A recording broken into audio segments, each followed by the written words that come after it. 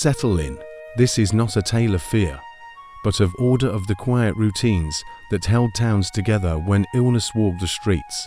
Well moved through courtyards and workshops, pausing calm infirmaries, stand by harbours where yellow quarantine flags hang from the yards.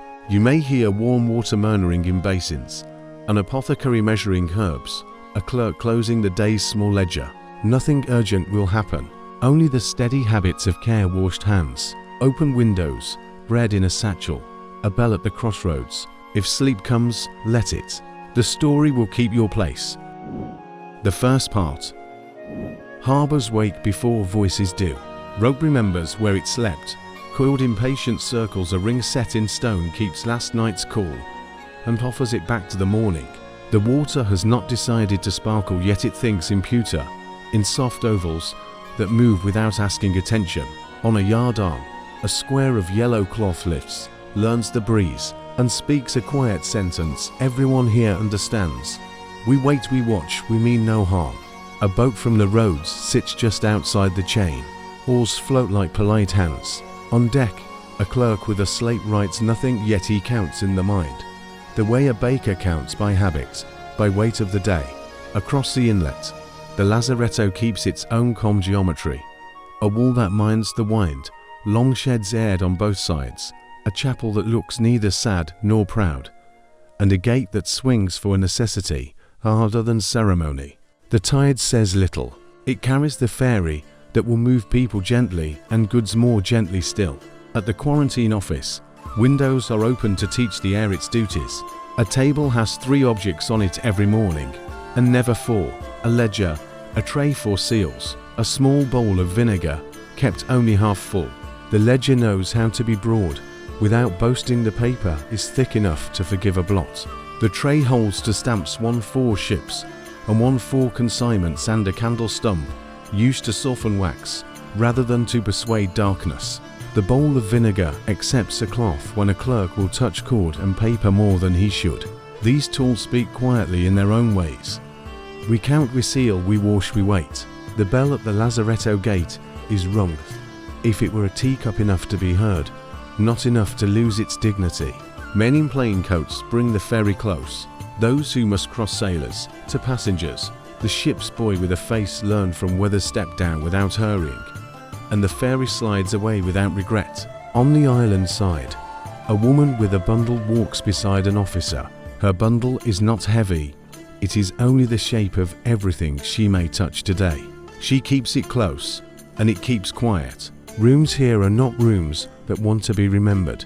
They prefer to be useful. Doors open onto galleries. Galleries carry airbeds, are set with space between, as if the night had elbows. At each doorway hangs a cord with a small bell. If someone needs water, they pull and then wait. No one runs. Running is a story for other places. Here, a jug sits on a stall like a patient animal. A ladle leans its round face on a clean cloth.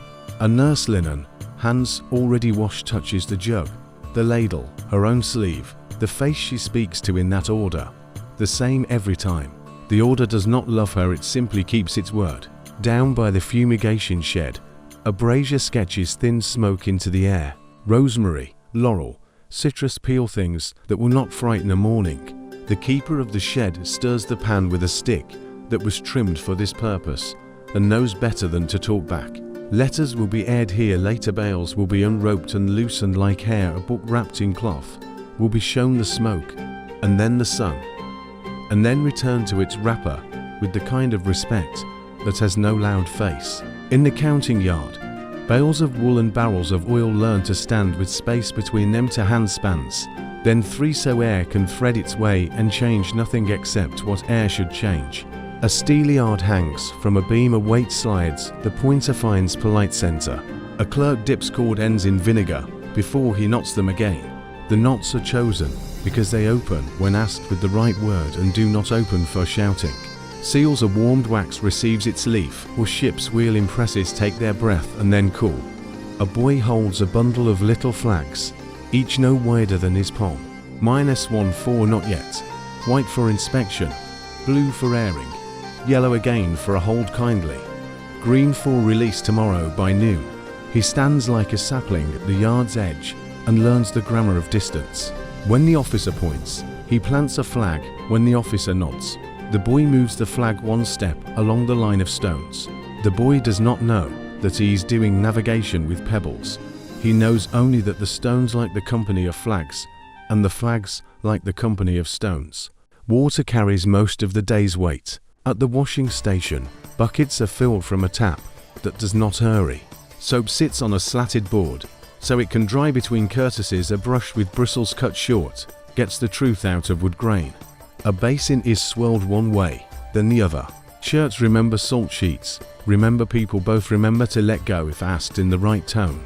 Ropes strung between posts hold cloth in a language that resists the wind without arguing with it. Pegs bite where they should, and then forget to be teeth. Midday brings the meal that keeps the talk gentle. Bread that remembers ovens on the mainland. A soup that has learned to be more than lentils. Apples that have known only light touches since they left a tree. The Imrit's ladle is pragmatic, deep enough to believe in generosity, shallow enough to keep it sustainable. A list of names with little squares waits at the end of the table, or thumb smudge inside a square means a portion went where it should. In the corner, a jar sunk to its shoulder in a clay sleeve grows cool by its own understanding. The day's heat respects water that has learned to sleep while awake. After eating, the chapel accepts a small number of shoes on its threshold. It is not a place that asks names. A broom leans where it will be found by the person who always finds it. A pad for kneeling remembers knees, a bench remembers backs. The priest does not declare, he breathes a written prayer, and then closes the book the way one closes a window to the right line, gently, knowing it will be opened again. Outside, a gull folds its day into wings and decides not to speak to anyone about it.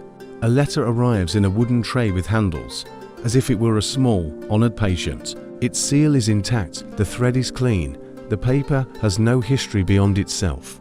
The keeper of letters unties it above the brazier, so the cord will learn the smell of the herbs and remain friendly to the idea of patience. The sheet is unfolded with two hands that belong to the same person, who will fold it again. Edges are matched as if they had been cousins separated at sea. The script is neat but says little that the keeper needs to know. He gives the paper to air, then to sun, then to a flat stone where sun and air converse. A stone knows how to be a table for light. On the quay, a yellow flag follows the breeze into a precise angle. The ship's crew mends what prefers to be mended sail along one seam. A splice in a rope, a saucepan with a will to leak. They talk of bread without improvements, yesterday's crust, tomorrow's heel. A boy oils a pulley until it remembers silence, then turns the block slow and smiles at a wheel that will not squeal in company. He looks at the lazaretto wall and feels nothing particular, which is exactly what the wall was built to invite. Neither dread nor celebration, only agreement. A cart arrives from the mainland market with a plain delivery. Onions, garlic, 3 sacks of flour, a sack of salt that has never learned to lie about its weight. The driver gives a wave that is also an accounting 3 fingers, then 2, then a small nod that means, and 1 for me to take back empty. The gatekeeper checks the list with his forefinger. The list agrees. The gate swings just enough to admit the cart, and then returns to where it likes to be. Wheels roll across planks that were laid to forgive wheels their opinions. Afternoon settles into the work that looks like waiting. Sheets are turned and lifted, turned and lifted. The way a book is turned when someone reads slowly to keep a friend from falling behind. The nurse changes a pillowcase with the formal affection of a librarian returning a volume to its place. A jug is refilled, a window is moved from almost closed to almost open. Hands are washed again, a towel is used, and then met by sunlight instead of a drawer. The floor is swept as if it were a face that had sat through a long conversation and deserved to be refreshed. A cough happens. It is the kind of cough that follows a laugh, not the kind that starts a story. The nurse brings water with lemon and sets the cup down, then steps just 1 pace back. The pace is not fear, it is arithmetic. The person who coughed nods, drinks, rests. Outside, a bell rings just once, because 1 is enough. A gull revises a sentence in the air and leaves it with better grammar. Toward evening, the ferryman counts his strokes by the lamplace to the prow. The light is not urgent. It shows the water how to be honest about distance and nothing else. The clerk at the office closes the ledger by letting its own weight do most of the work. He cleans the stamps on a scrap of cloth that will live only as long as the day. He pours the vinegar bowl into a drain that knows to be grateful for small duties. He puts the bowl upside down on the windowsill, so no will not teach it damp lessons. A last round of the yard. Flags where flags should be bales, breathing barrels, thinking their slow thoughts ropes asleep at the posts like friendly snakes. A man fixes a hinge that had a memory of noise. He oils it with a feather's edge. He swings the door gently until the hinge remembers the manners it was taught. He wipes the excess oil with a rag that will not report him for kindness. He leans his tools in a way that tells morning where to begin. Night arranges the island by agreeing with every habit it finds. Lamps are trimmed to an oval that respects wick and oil both. Footsteps learn the corridor's boards and step where the boards prefer. The chapel's door finds its latch without persuasion. A window that caught too much of the harbour's mood is brought an inch toward Col. The ferry wraps its rope twice around a post that was turned by a hand that liked wood. The chain across the channel sinks a finger's width deeper and decides that is sufficient. If sleep arrives, let it. Flags will keep their minnings cords, will keep their knot seals, will keep their breath vinegar, will keep its candor ledgers, will keep their straightness sheds, will keep their air jugs, will keep their cool bells, will keep their small, honest circle of sound. This place was not built to conquer, it was built to hold time gently until time passes. Pocket pictures to carry forward. A yellow square lifting at a yard arm, a ledger that closes by gravity, a cord dipped in vinegar, before a not rosemary smoke turning letters patient, a boy's flags planted along stones, a jug sunk, shoulder deep in a clay sleeve, pegs biting a line of sheets, and then forgetting to be teeth, a hinge persuaded by the feather edge of oil, a pulley turned silent by a small brush, a single bell, rung once, settling the air. If sleep arrives, let it. The harbour and the lazaretto will keep your place among flags and cords, ledgers and jugs, so that morning can inherit a coast already practiced in care. The second part. Streets learn caution, the way stones learn feet by repetition that becomes kindness. Morning opens the shutters and lets the lanes remember air.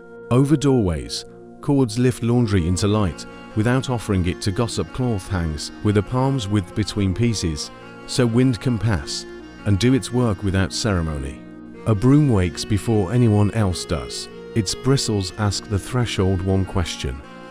What would you prefer not to carry into the next hour? Dust answers honestly and leaves at a basin inside a doorway. Warm water behaves like an old friend who never arrives unannounced. A bar of simple soap waits on a slatted rest, so it will not forget its shape between greetings. Hands approach the way craftspeople approach tools left and right. Backs and palms, each finger a small district with its own lanes, each nail a little gate that benefits from attention. The motions are counted in breaths rather than numbers. Wrists are rinsed as if they had been politely invited outside. A linen towel accepts its duty and is then hung where sun can change what needs changing without making announcements. Windows are taught to be bridges, not walls. A chair keeps one open at a generous angle, another is opened across the room, so air can learn to cross without hurrying. Curtains find the small V that humbles a draught into a companion. The room reorganizes itself around distance that feels like courtesy, not exile. Chairs are set with a walking stick's length between them. A cup finds its own plate. A pitcher is poured without touching lips. None of this wants applause. Each habit is a lantern too modest to glow, and yet night remembers it. Along the alley, the baker scrubs his bench until wood shows grain-like lines on a well-travelled map. He wipes the lip of the flour bean. He turns the scoop so the handle will not encourage thoughtless hands. Leaven sits in a stone jar and mutters in a friendly way. He feeds it, then washes the rim and the string that keeps its lid behaving. The oven's door is brushed and then left to dry while a window is opened a little wider. He ties a cloth across his face not as a flag, but as a promise to the next hour. When customers arrive, he counts them by shoulders rather than by faces and serves through a rectangle of air that both parties respect. On a corner, a small table becomes an office with the addition of a ledger and a pot of ink that refuses to leave the line it is given. A clerk sits under an awning shade that makes thought softer and notes deliveries for the relief kitchen. Sacks of flour, a barrel of chickpeas, a coil of onions that learned plating long before they learned cooking. He writes a mark for each, never a name. What needs tracking is sacks and soup, not people. When hands reach across the table for a token, he lays it down, then lets his own hands rest on his knees until the air between him and the next person has forgotten the last. The relief kitchen is a lesson in patient arithmetic. A line of bowls advances to a ladle that measures comfort in steady arcs. One scoop of lentils, another of greens, a trickle of oil that remembers sunlight, a heel of bread that knows ovens, a piece of cheese that knows goats, a sprig of herb that knows gardens. People step aside into small pockets of space that make conversation possible without insisting on closeness. Someone laughs softly. The sound is not reprimanded. It is simply absorbed by open doors and doors kept open by thoughtfulness disguised as furniture. Between houses, a small laundry court keeps the city honest. A washboard leans against a tub, certain of its purpose. Soap flakes melt into water like careful snow. Cloth is pressed and released, until the bucket decides it has told the truth. Ropes are strung at shoulder height. Each piece is pinned at two corners on one edge, letting corners agree with gravity and edges consult the breeze. Wooden pegs bite, then immediately forget to be teeth. On the ground, a basket waits where no one will kick it. When a child wanders too close, a hand redirects with the same motion to turn a page at a kind sentence. At a well, a rope and bucket conduct a conversation that has lasted centuries without a quarrel. The bucket descends, rises, rests on the curb, tips into a pitcher. A dipper lives on a hook and does not travel. It touches nothing except water and the inside of vessels that have been washed. A boy arrives with a jug too large for him. The keeper of the well steadies the handle without touching the boy's hand. The boy grins. The keeper nods. The rope goes back to its first question and begins the answer again. Watchmen make the city walk on the right foot. At mid-morning, one stands at a crossway with a bell that is rung only when manners need a memory. When two carts meet, he asks the uphill one to wait and helps the downhill one pass with a hand that speaks quietly. He keeps a bundle of small cords dyed with saffron if a house needs reminding. He ties a cord across the doorway so the family will practice patience without feeling accused. The knot is the kind that yields to a single understanding tug when days have passed and air has finished its chores. The apothecary prefers plain talk to mystery. He opens shutters, sweeps the step, and sets 3 bowls on the counter: vinegar for cloth, water for hands, and dried rosemary for the day's small needs. He weighs powders on a beam scale that knows how to be level. He cuts paper into squares that fold into envelopes by habit. He ties packets with thread that is never economized on. When someone asks for a miracle, he measures advice instead. Open the window twice daily, boil water, then let it calm before drinking. Treat sleep if it were a duty owed to everyone else. Inside a house, a quiet room becomes a little kingdom of kindness. A bed is moved away from the wall so air can walk around it. A chair is placed within a hand's reach for water and for the book that can be read without stirring the whole room. Cloths and the bowl of warm water, and the first place, at the foot of the bed, a small jar of honey and another of lemon sit where a spoon can find them in the night. The person who tends this room spends the sequence and becomes proud of the order more than of the effort. Wash hands, speak, listen, pause, step back, breathe, wash hands again. Pride in the sequence is not vanity, it is a way to turn fear into work. In the alley, a chalk mark appears on a lintel, not to announce a sentence, but to remember a schedule: when food goes in, when washing comes out, when someone checks the well bucket. The mark is simple and will wash clean with the first rain that remembers to be generous. People pass, they do not whisper, they carry bread and soup with the dignity given to a neighbor's errand. On a windowsill, a posy of thyme and mint learns to be admired from a step away. It does not promise protection, it promises thoughtfulness. The bell at the relief kitchen's door rings twice. It means somebody is late and somebody else will stay an extra quarter hour without being asked. A woman arrives with a tray covered by cloth. The cloth makes its own small shade over a pot that has decided to be a friend to many spoons. She leaves the tray, receives a loaf and a small wedge in return, and goes away by a different lane so paths will not become crowded by habit. A child hops from stone to stone in the gutter, pleased by a game invented by water engineers centuries ago. As afternoon lowers the light, shadows remember their discipline and keep to edges. The alley that was a corridor becomes a gallery. The wash line becomes a procession of white flags that mean nothing except clean. In the baker's window, loaves are spaced as carefully as chairs in a clinic. In the apothecary's shop, corks are pressed into jars in a sequence that prevents the hand from forgetting what it already did.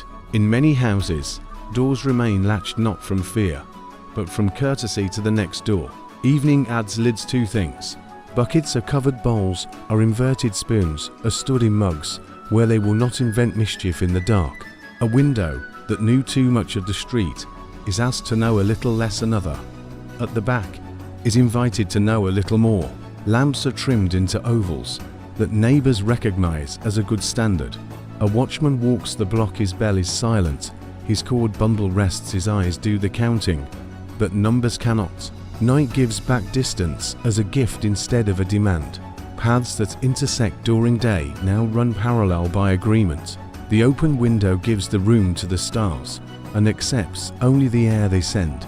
The basin is emptied and dried, the towel is spread where morning will find it obedient. The soap is turned so it will not sit in its own memory.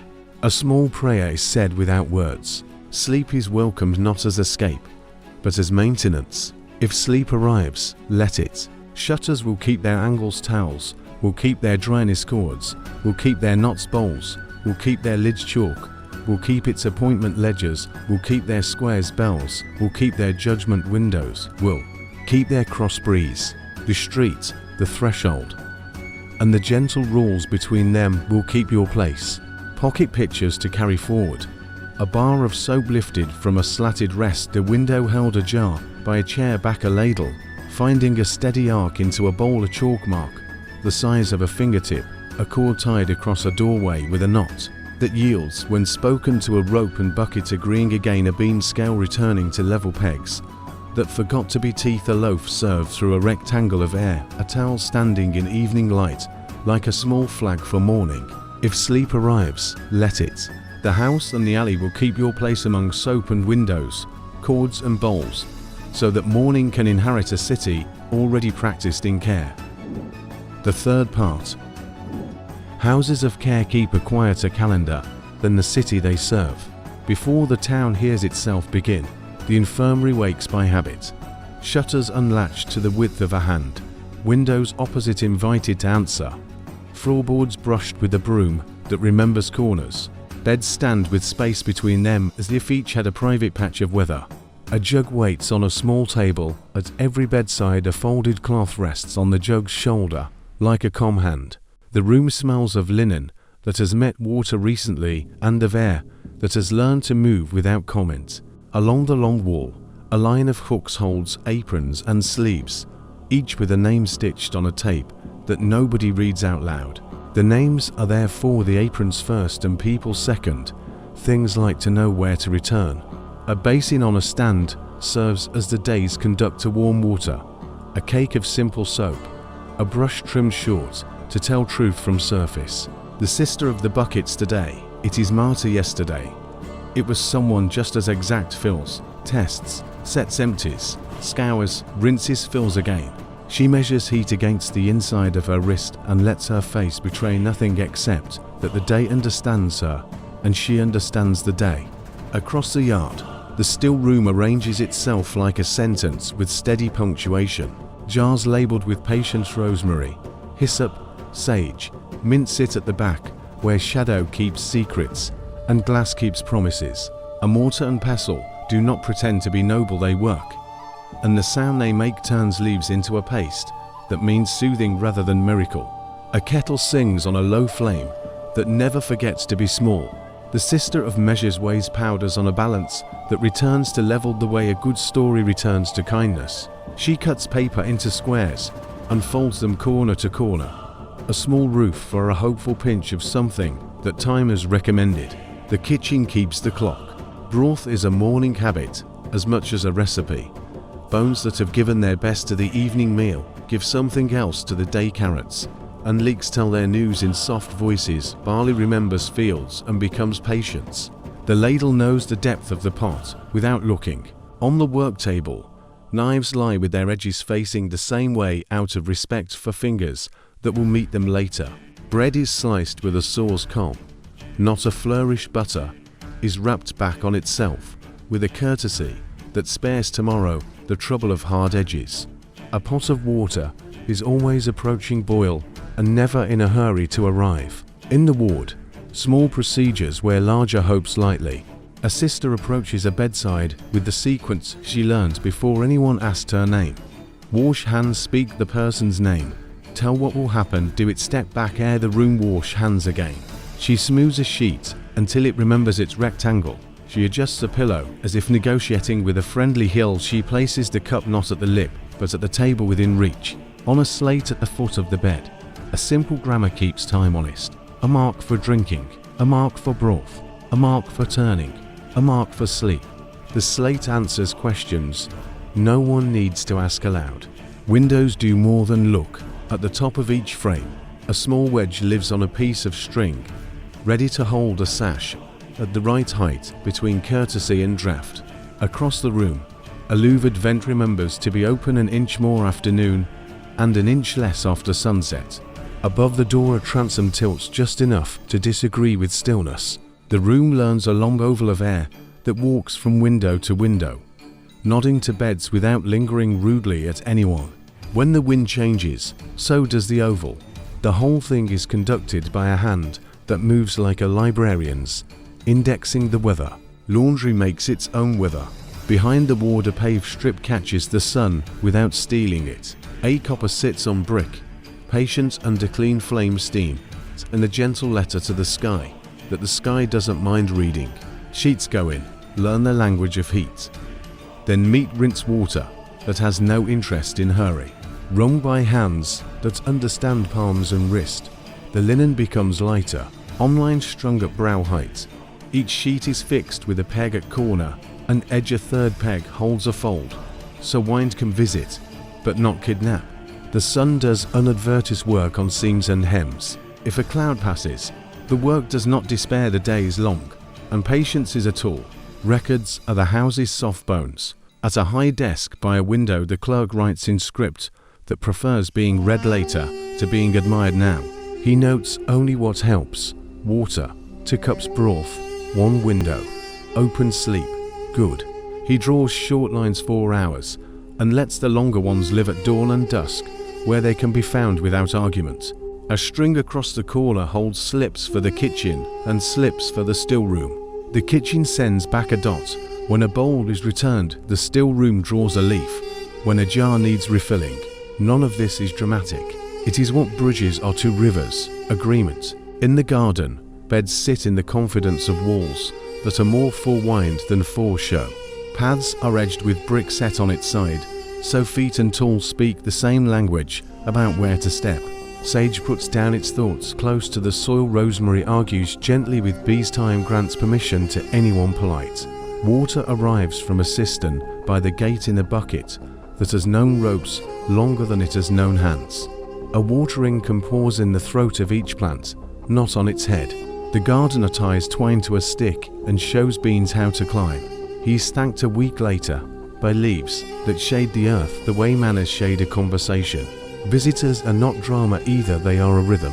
A bell at the gate pulls. Once a sister answers with a nod that is the same on good days and on the other kind. At a small table in the porch, a jug and a basin live alongside a cloth and a bowl of vinegar. Hands learn the sequence. A seat waits a little distance from the door. A few words find the right size. And then a bundle is exchanged, sometimes bread for a note, sometimes lemons for thanks, sometimes nothing for nothing, which is also a form of care. The visitor pauses at the garden gate and looks at the sage. If it were a map to something sensible, it is. The chapel lends the day a backbone without asking anyone to see it. Inside, the light is not surprised to be light. A stall for the book, a bench for the back, a lamp that prefers oval to glare, a floor that forgives footsteps. This is enough. If someone speaks, it is quiet enough that the word can be put back where it came from. If no one speaks, breath writes in the room anyway. On the wall a rope hangs from a bell that is too humble to seek attention. When it is pulled at dusk, the sound goes out into the yard and puts lids gently on things that want lids. At the far end of the property, a small gate connects to the world that is not healing. A cart comes twice a day with vegetables and once with wood. The cart's driver knows to leave bundles on a table that stands between him and the sister who checks them. He steps back, she steps forward. Then she steps back and he steps forward. It looks like a dance, but is only arithmetic. A slate on a nail receives a tick for arrived and a dash for to be washed. If rain comes, oilcloth becomes a roof, and everyone behaves as if they had expected rain all along. Evening returns the house to the shape it prefers at night. Floors are wiped with a rag that gathers the day and refuses to gossip.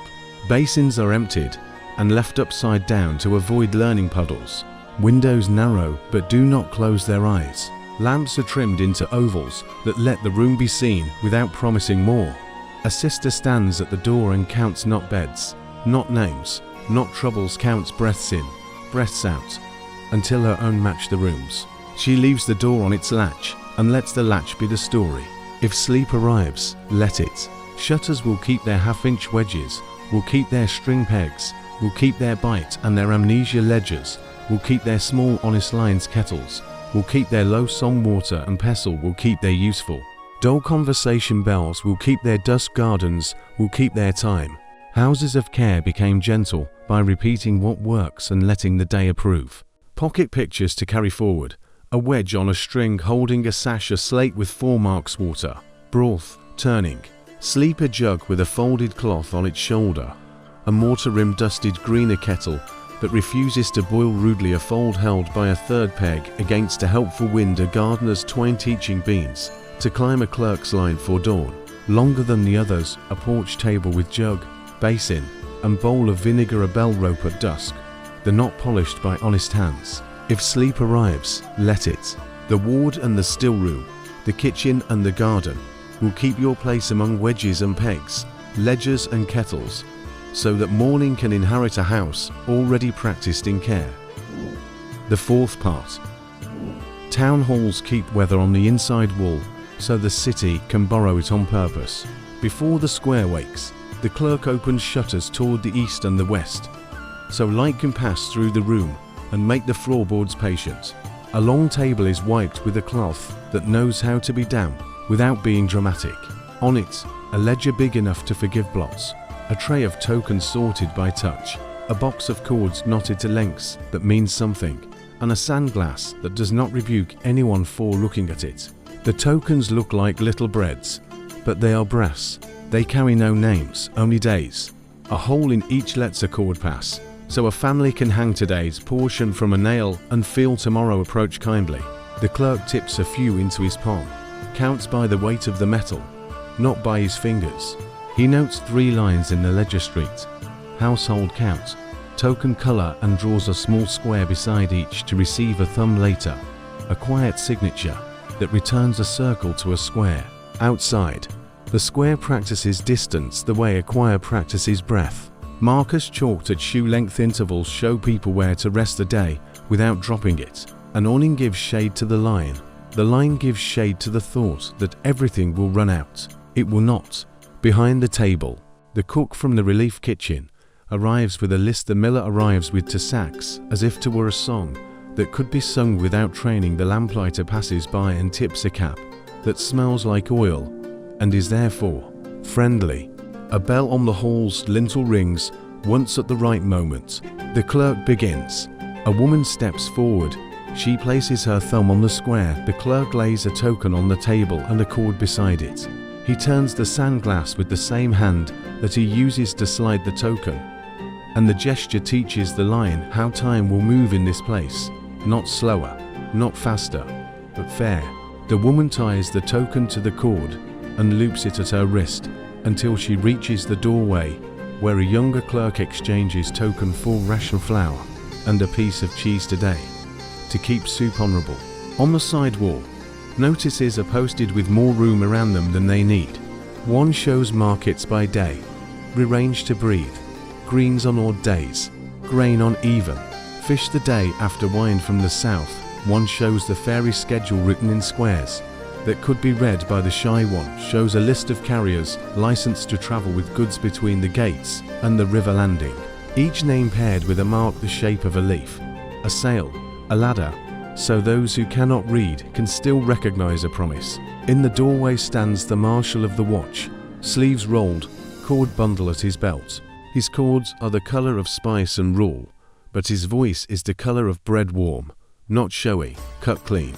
When a doorway needs reminding, he ties a cord at shoulder height and leaves a scrap of paper with a day and a noon. When a street needs a slower day, he sets a sawhorse and hangs a little bell from it, not to warn but to suggest. Carts understand bells, goats respect sawhorses, the city respects itself. At the north gate, wicker hurdles lean like folded wings. 2 guards set them across the road, not to forbid, but to shape. Passing through means speaking a simple piece. Where from? Where to? Goods carried, token shown. The guard's table holds a jug of water, a small bowl of vinegar and a cloth, a slate with chalk lines that will be washed away at sunset. Each wagon wheel is marked with a stripe of chalk, so dust can tell if the day learned too much haste. A cart to the lazaretto unloads onions, garlic, and the kind of patience that rides in the shade. A runner from the ferry brings a pouch of letters, threaded on a cord like beads. The clerk slides the cord over the edge of the ledger and leaves it there until the ferry's boy returns from the fumigation shed. Letters are not hurried through the world, they are placed into it. The boy sets them to one side with a little folded paper that shows they have met rosemary smoke and sun. And the clerk notes a leaf in the margin where he would otherwise have written a date. The leaf is easier to read when you are tired. By noon, the square breathes on the rhythm of bowls and bread. The relief kitchen keeps a steady arc of ladle to pottery. A spoonful of oil speaks more truth than an oath. A shake of dried mint convinces the tongue the world will continue. A second table offers small bundles of vinegar and a paper of salt, weighed by a scale that is too humble to have a name. The apothecary arrives with a basket wrapped in linen, sells nothing, gives a note, boil water, open windows, keep rooms with space around beds, sleep, if the city depended on it. In the shade of a sycamore, the scribes have set up a narrow desk for house lists. They do not list names of the ill, they list only which doors are practicing patience. Each door earns a mark for the morning, another for the evening. A small circle of someone inside asked for more water or a new cloth. On a rough map the scribes hang small coloured chips, on pins white for open windows, blue for a day of rest, yellow for a cord across the doorway, green when the cord comes down after the right number of dusks. Maps like being treated as lanterns rather than as commands. Down at the river landing, a rope stretched between poles suggests that boats remember the shore from a respectful distance. A skiff ties to a ring outside the rope. A longer pole passes bundles to the quay. The bundles are lightened, opened, aired, and then repacked as if the day were a patient with good prospects. A boy paints a small stripe on the skiff's gunwale to show it has rested where it should. The stripe dries in the sun and becomes a factor modest to be argued with. Inside the hall, the afternoon ledger wears a new page. The clerk turns back to the morning and makes 3 ticks where conversation left corners. One beside the flower, one beside the ferry, one beside the apothecary's note. He drafts a short notice to be posted at the West Quarter. Tomorrow, laundry lines in the common court. Bring pegs, bring patience, bring no curiosity. He draws a line beneath. that says the bell will ring at first light. A second line says the bell will ring again at noon for those who sleep like cats. He leaves space around the words because space teaches reading to be a kind of breathing. The watch marshal returns from his rounds with the look of a man who has persuaded doors rather than conquered them. He places 3 unused cords on the table and only one that found service. He sets down a stick of chalk shorter than it was and a bell that has not forgotten silence. He drinks from the jug, wipes his mouth on his sleeve, which is the traditional napkin of people who move air rather than paper. He notes one cart turned around to avoid a crowd, one goat escorted away from an argument, and one quarrel become agreement when both parties were asked to look at the same line of stone. A small group arrives from the southern quarter, a teacher, a midwife, a mason, and a boy who the day has decided to train in errands. They take 4 chairs at 4 angles that make a square of talk at a distance. They share news that is not noise. 2 houses have decided to share a wash line. Rather than a rumor, the butcher has sent twice as much bone for broth. The fairy has started to hum at night like a contented hive. The clerk listens as if listening were a currency that yields interest. He writes only numbers that help. 2, twice, 1. The rest he keeps in the soft ledger of his head, where it can be converted to sentences later. Near the fountain in the square, a figure that has stood 4 years learns a new courtesy. A rope is strung in a half circle to teach elbows, where to be a sign is hung that asks for quiet cups. Rather than open mouths, a second dipper appears on a hook. Children are asked to count to 20. While they wash their hands, they count slowly, as if counting taste, not seconds. The fountain sounds like it always sounded. The rope makes the sound more confident by asking it to be shared properly. Toward evening, the token table changes color. Brass becomes a quiet green, meaning release is possible tomorrow. For the corded doors, meaning a boat will tie closer to the rope, meaning the laundry court will see white flags with no flags behind them. The clerk tips green tokens into a small bowl and writes a single word tomorrow in a hand so clear that it will look like a piece of furniture when the morning arrives. He sharpens his pencil with a knife that was sharpened with another knife and knows when to stop. Before the end of the day, 2 carts roll through the square with work that nobody applauds.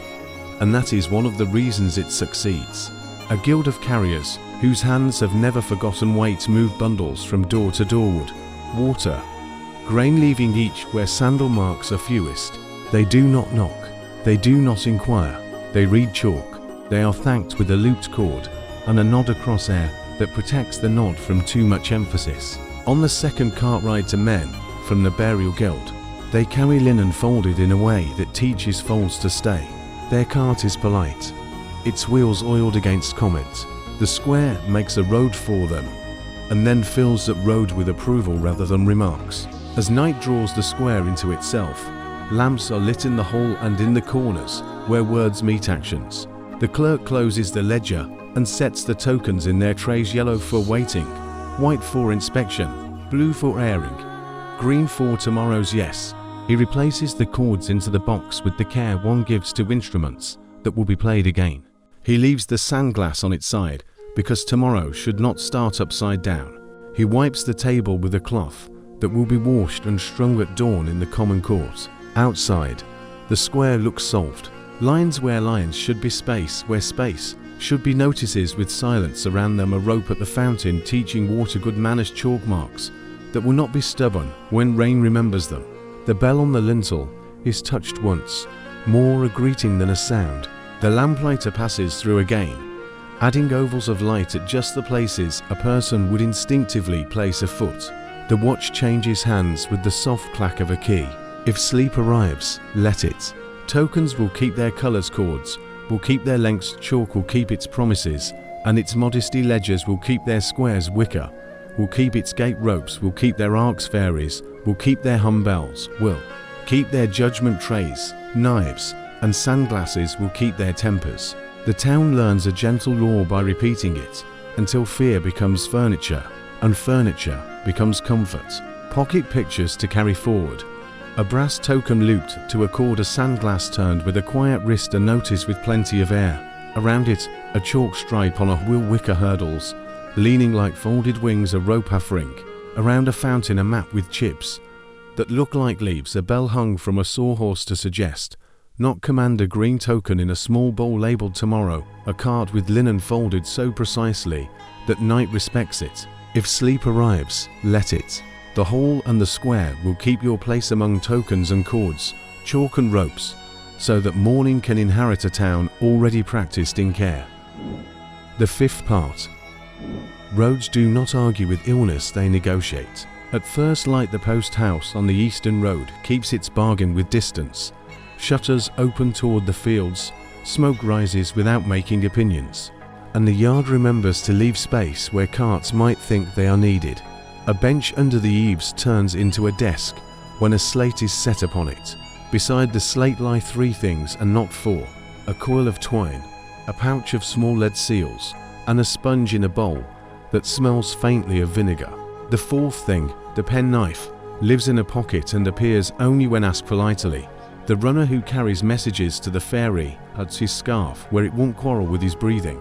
He takes to satchels the heavier, rides the bench until noon, when heat prefers to do light work. The post keeper draws a line on the slate east to river, river to island, island to town, and places a chip at each bend to show where a message will learn patience.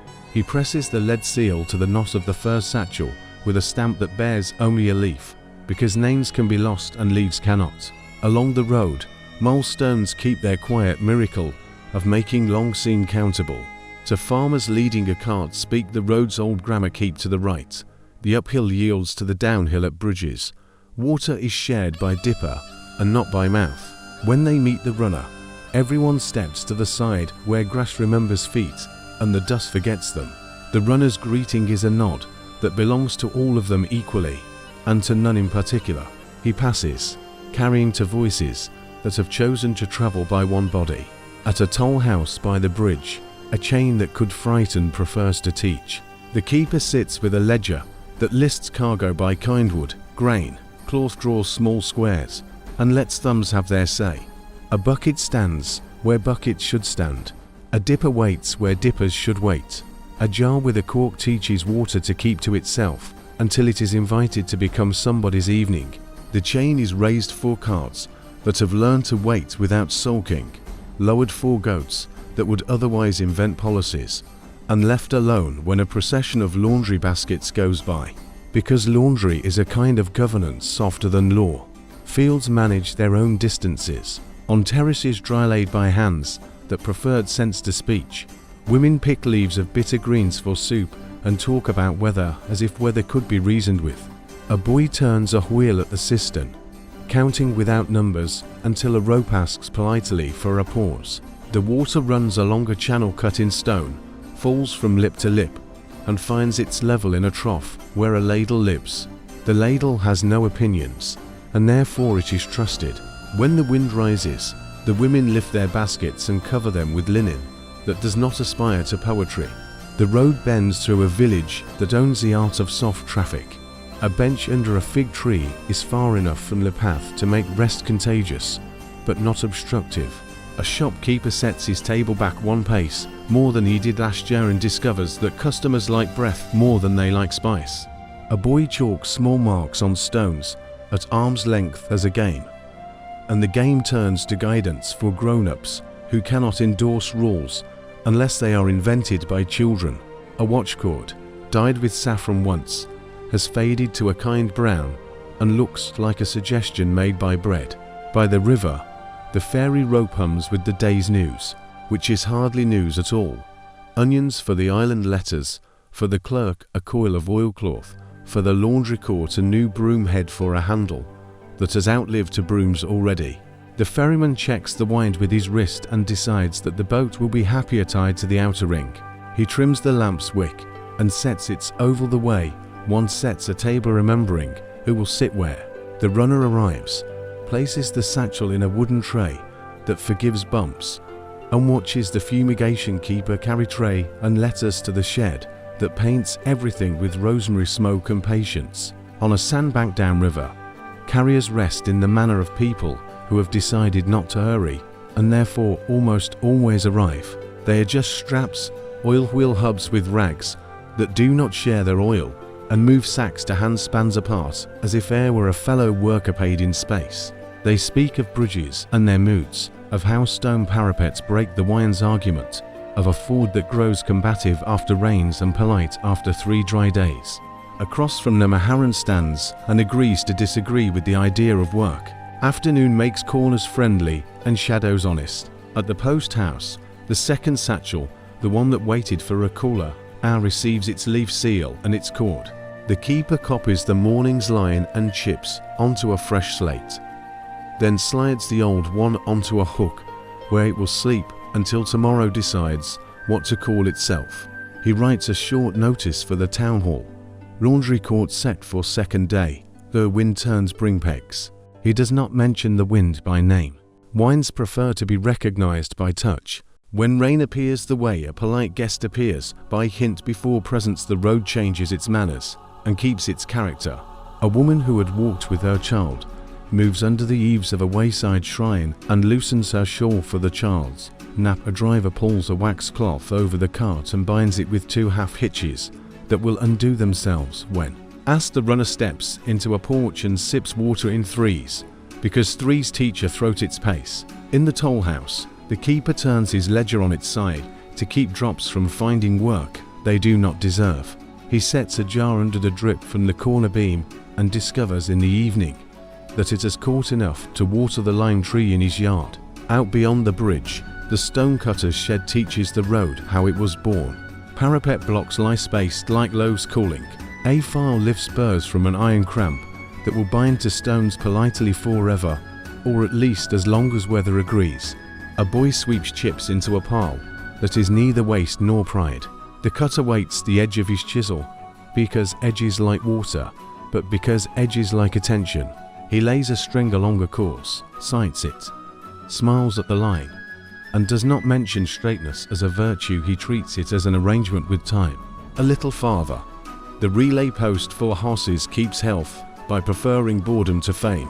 Buckets set in a row, 3 paces apart, hay nets hung where teeth cannot invent mischief, hooks for tax based, as if hooks had elbows. A groom wipes a bridle with vinegar water, not to make it shine, but to make it honest. When a rider arrives, he dismounts before the door, leads his animal inside at a walk, and speaks the word that tells the horse this is a place for chewing and not for proving. He eats a piece of bread and cheese, drinks water from a cup, lies down on a bench that forgives boots, and counts rafters until numbers become beams again. Toward evening, the runner returns along the same road, which is no longer the same.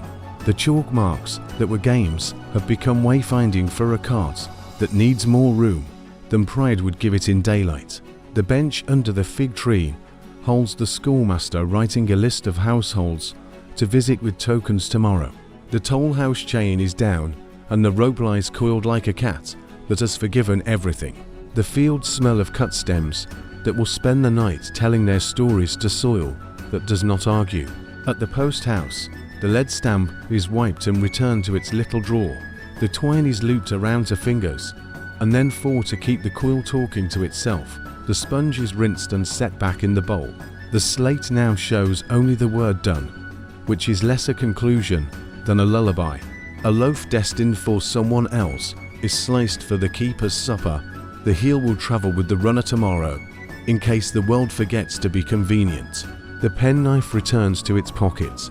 The yard gathers its corners. Night lets the geography of care become a simple diagram.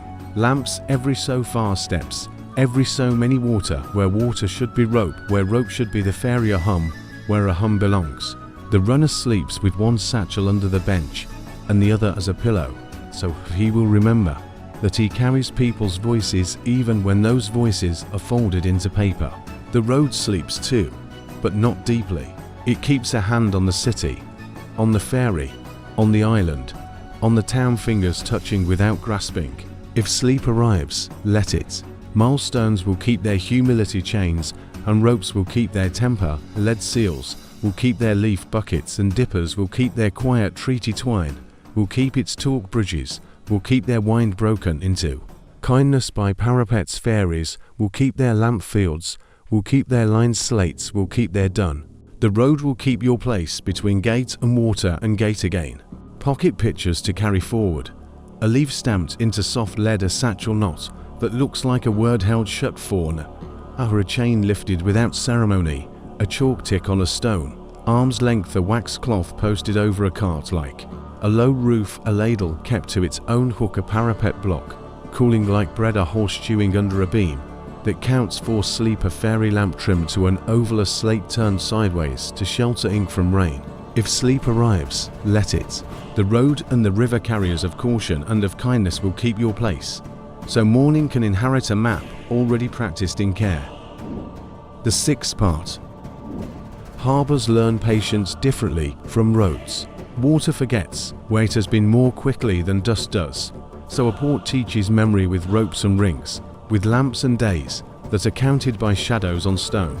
Before the city stirs, the harbor wakes in gestures. A broom along the quay, so sand will not pretend to be cargo. A hand across a bollard to feel if tar is still a friend. A lamp's wick trimmed into an oval that will be understood from water to shore with. No need for explanation.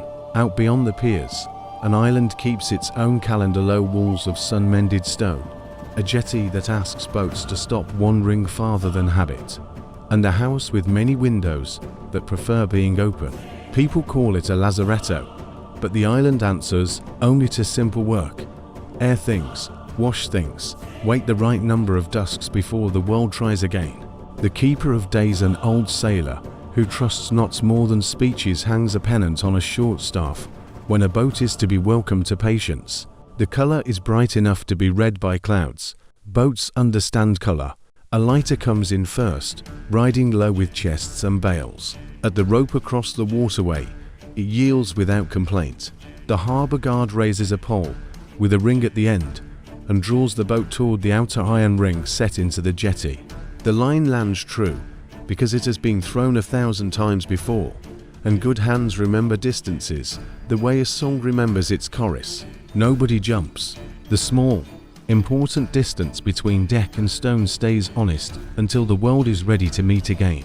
On shore, a table becomes a customs of air rather than of coin. The clerk sets down a ledger that is comfortable being dull.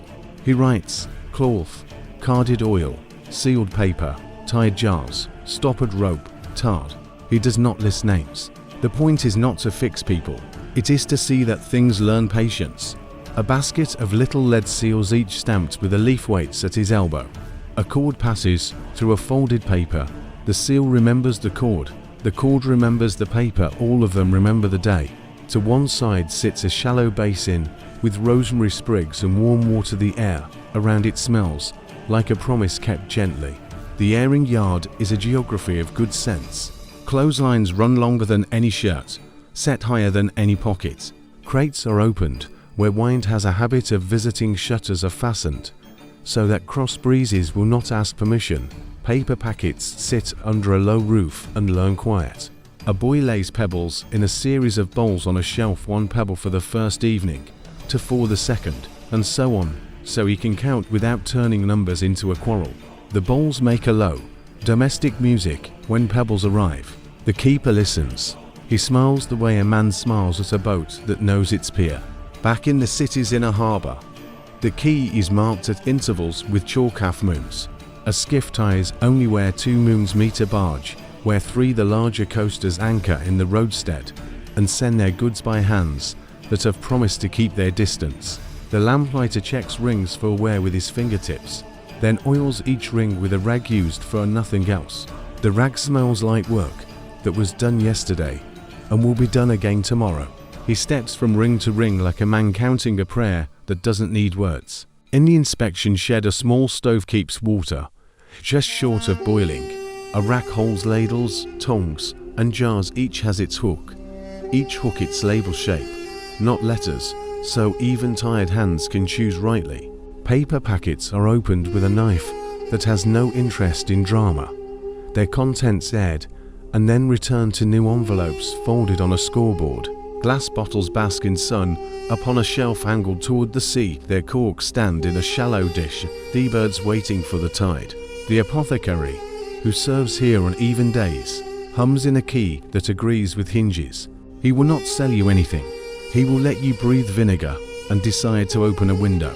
When passengers arrive, they land to a rope hand's length from the stone and step onto the jetty only after a word is exchanged that belongs to everyone. Kindly, says the guard. Kindly, says the passenger.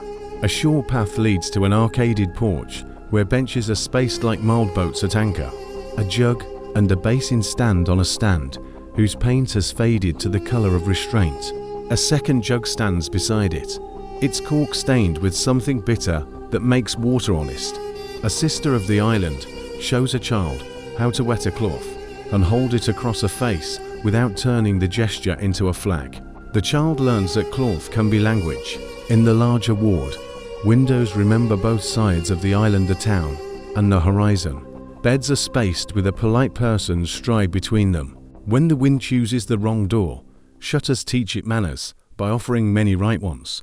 A notice drawn as shapes rather than words shows how to place a chair so air can pass around a head like a careful barber.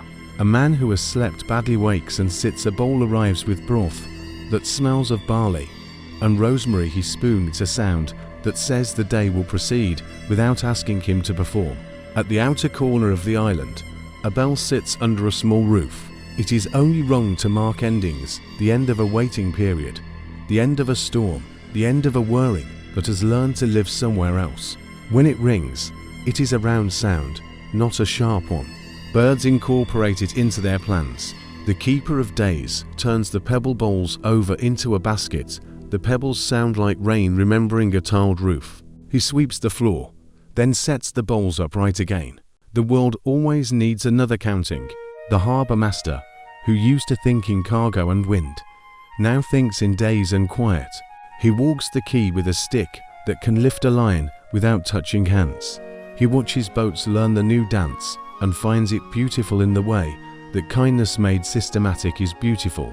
He writes a notice to post up the hill by the fish market, a simple drawing of two figures, with an oar's length between them and a basket between them both. Next to it, he draws a ring set into stone and a rope tied to it with a knot that yields to a patient pull. The fishwives approve. They are busy, they have no time for quarrels that do not feed anyone.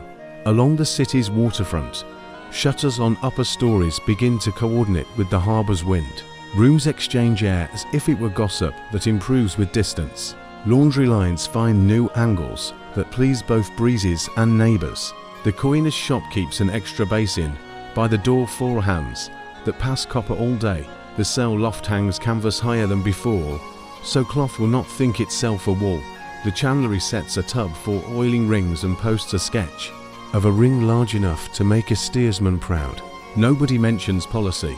They mention good sense and take pride in it, as in a sail well cut. From time to time a long journeying vessel anchors beyond the outer mole. Its captain has learned to keep to logbooks 1 4 wind and 1 4 days in the quiet ring. He marks mornings with a dot and evenings with a dash on the second book. He teaches his crew to tend lines with a gentleness normally reserved for family. When the day arrives that the pennant changes its meaning from wait to welcome, the boat moves 1 ring closer, and a sound goes through the harbour that is not cheering, not ceremony, simply the exhale of a town that has remembered itself. Night in a harbour used to be about noise, and the tasting of news. Now it is about ovals of light and paths that minds can walk without getting lost. Lamps stand at intervals along the quay because darkness would otherwise be law, but because light makes patience feel like a choice. The lazaretto windows glow like pages stacked and held in place by a firm hand. The bell under its little roof does not ring.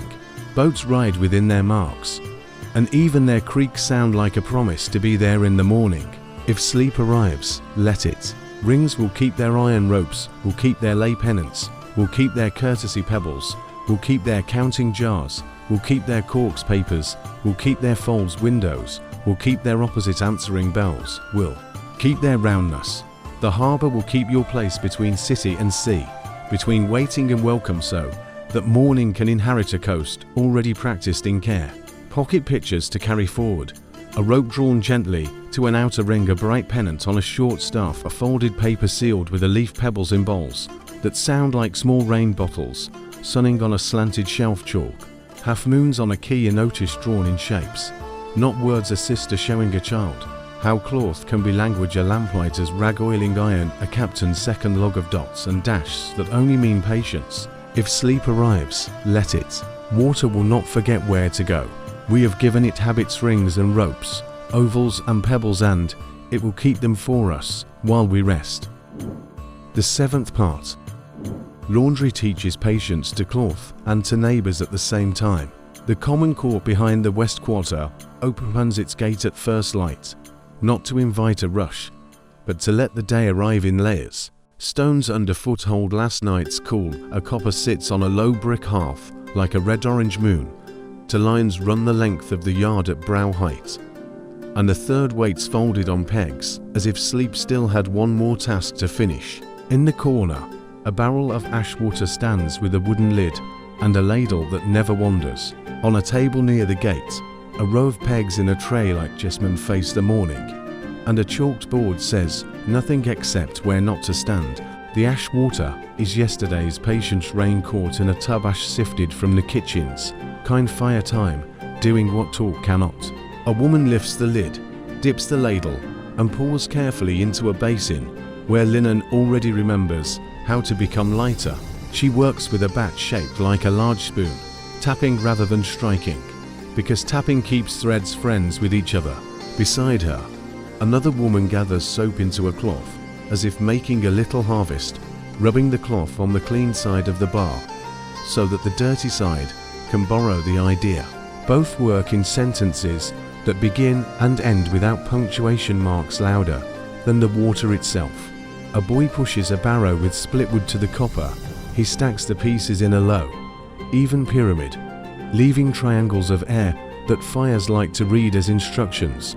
The fire learns quickly and holds a gentle boil that does not talk over others. A sister tests heat by dipping a strip of linen and wringing it in her palm. Her face tells the flame what to do next. When the linen moves into the pot, a heavy spoon keeps it from climbing back out before it has learned everything the hot water intends to teach. Along the long lines, pegs pace out distance to per corner, one at the hem, another at a fold that prevents the wind from deciding the day alone. Shirts hang shoulder to shoulder with room for air to pass between them like a courteous messenger. Sheets go up higher, held in the memory of rectangles by pegs that bite just enough. On the line closest to the wall, small things, cloths, caps, bands occupy the cool shade first, so that the sun can save its sharper intentions for the thicker work later. A child learns to pin by watching shadows. The shadow tells the space between pegs better than any rule. The yard keeps more tools than it shows. Under a low bench, a coil of twine lives for mending a line that has gotten ahead of itself. In a lidded jar, a handful of blue from the dye waits to be stirred into the second rinse of certain pieces that prefer to look like the sky rather than the earth. On a nail by the door, a pair of wooden tongs hangs for lifting hot cloth without teaching fingers to regret. Next to the tongs, a small brush invites seams to surrender what the day should not keep. The brush's bristles are trimmed to an honesty that makes lint decide to be history. Neighbors speak in a language vessels understand: tip, rest, pour, ring, lift. A man from the bakery brings the large cloths that learned flour at dawn. He dips and swirls and sets them to rinse without insisting on the front of the line. A midwife comes to wash the things that learned breath and the things that taught it. She places each piece in a basket, like the quiet that follows a lullaby. To boys, set to carry buckets from the cistern, develop a rhythm that spares their shoulders, lift together, walk with feet that think about the other's feet, set down as if water had feelings about being startled. In one corner, a broad, shallow tub stands sentry. It is the vinegar bath. The last word spoke softly. Cloth meets vinegar to forget the day, to remember being new without pretending to be young. A sister measures with a cup whose rim has a small line scored into it. She does not speak the measure, the line says it. When the cloth comes out, it is wrung against itself, and then pushed into the breeze like a boat that understands oars. The court has its own calendar. On days when the wind comes from the river, lines are angled to accept it. On days when the wind comes from the hills, the lines are turned to teach it to behave. If a cloud puts a hand over the sun, no one looks up as if surprised. The day was invited to change its mind. A sunboard, 3 nails, and a movable strip tracks the path of light along the wall. The strip is moved at noon. The shade retreats like a polite guest, yielding a chair. At the far edge, a low table with smooth stones set into its top serves as the place where repairs admit they are repairs and become pride. A woman empties her sewing roll, needles in a cork thread in a small box, a pair of shears that purr when opened. She turns a cuff, finds a weak seam, and mends with the kind of stitch that understands that it will not be noticed and is satisfied. When a button is missing, she chooses a twin from a little tin, not because it is fancy, but because it has already lived in the same world. A boy brings her a torn cloth with the look of someone about to confess. She gives him a thimble and shows how not to push the needle with tender skin. In the shade near the gate, a board holds chalk symbols, a circle for the ward sheets, a square for kitchen cloths, a triangle for laundry brought from boats, a leaf for the things from the still room. As pieces are hung, a chalk mark appears beside the symbol, each mark with a tiny tail like a bird. When the work returns to its owners, the tails are rubbed out until only the birds remain. No names are written. Cloth remembers its fold, its household, its hook. Cloth is good at going home. By midday, the court has learned its own silence. The copper hums lines speak in the language of small creeks. The rinse water brightens and is retired to the garden beds, waiting for patience as much as for water. Bread appears from a basket and is divided by habit. Edges go to workers whose hands have been long in water. The middle waits for the last to finish. A pot of barley broth is ladled into bowls that have their places along with shelf spoons, return to pegs when their work is done. Nobody needs to be told that son and soup share the job this hour. In the afternoon, folding becomes the gentle geometry that gives rooms their comfort later. Sheets are brought to at a time to corners, where shadows instruct. A fold meets a fold corners, and married air is pressed out with hands that pretend to be boards. Towels are rolled rather than folded. When space asks for rolls, shirts are stacked with their collars agreeing about direction. To women, check hems with a fingernail and set aside a few with threads. Not yet convinced, they will sit on the stone table again as the shadows grow longer. A boy tall enough to carry a set of sheets onto hands learns to do it without making sheets into cells. Near day's end, the lines are lighter. The copper has taught what it knows. The ash water is given back to the earth along a narrow channel that passes by the mint bed, which believes in every part of rinse water and says so by smelling like clean decisions. Pegs return to their tray with a small clack that sounds like a clock that has discovered what time is for. The bat is washed and stood handle down to dry. The vinegar cup is rinsed and put upside down. The blue jar is set back where it cannot be curious. When bundles travel home, they travel in arms that know the map of the quarter without needing to look. A sister checks the chalkboard and rubs out the tails from the birds that have flown.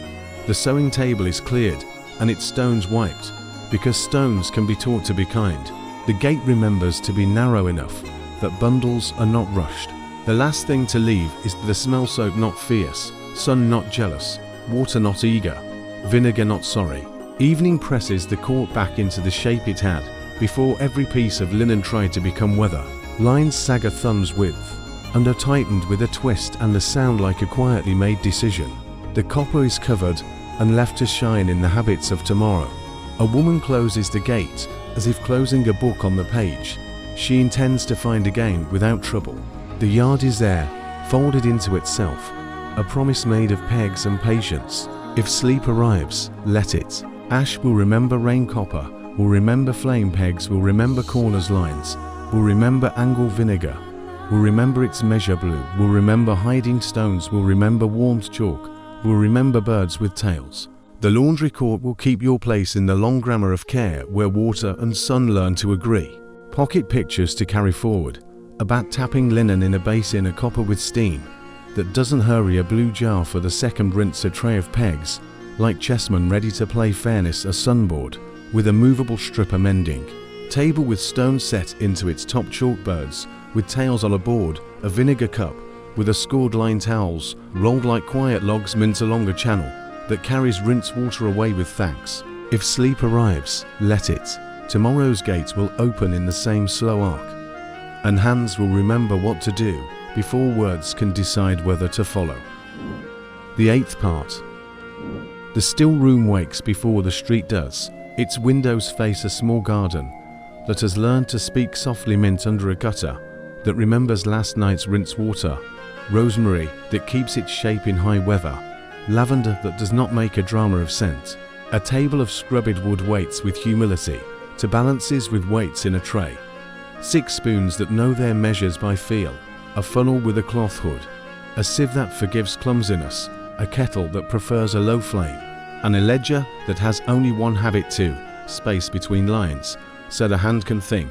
A woman with sleeves rolled and hair tied in a modest knot moves through the garden with a basket that tells leaves they will be treated kindly. She harvests with 2 fingers and a thumb, never taking the stem's word for it, always asking the leaf if it is ready to become useful.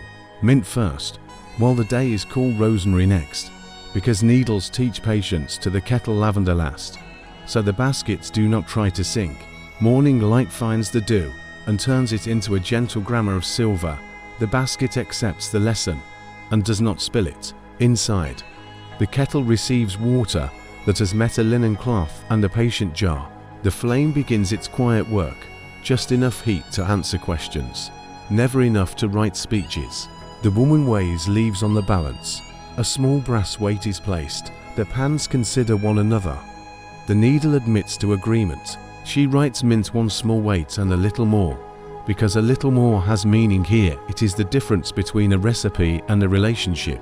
She bruises the leaves with the back of a spoon, one that has forgotten shine but remembers kindness, then pours water over them from a height that keeps vigor from becoming boastful.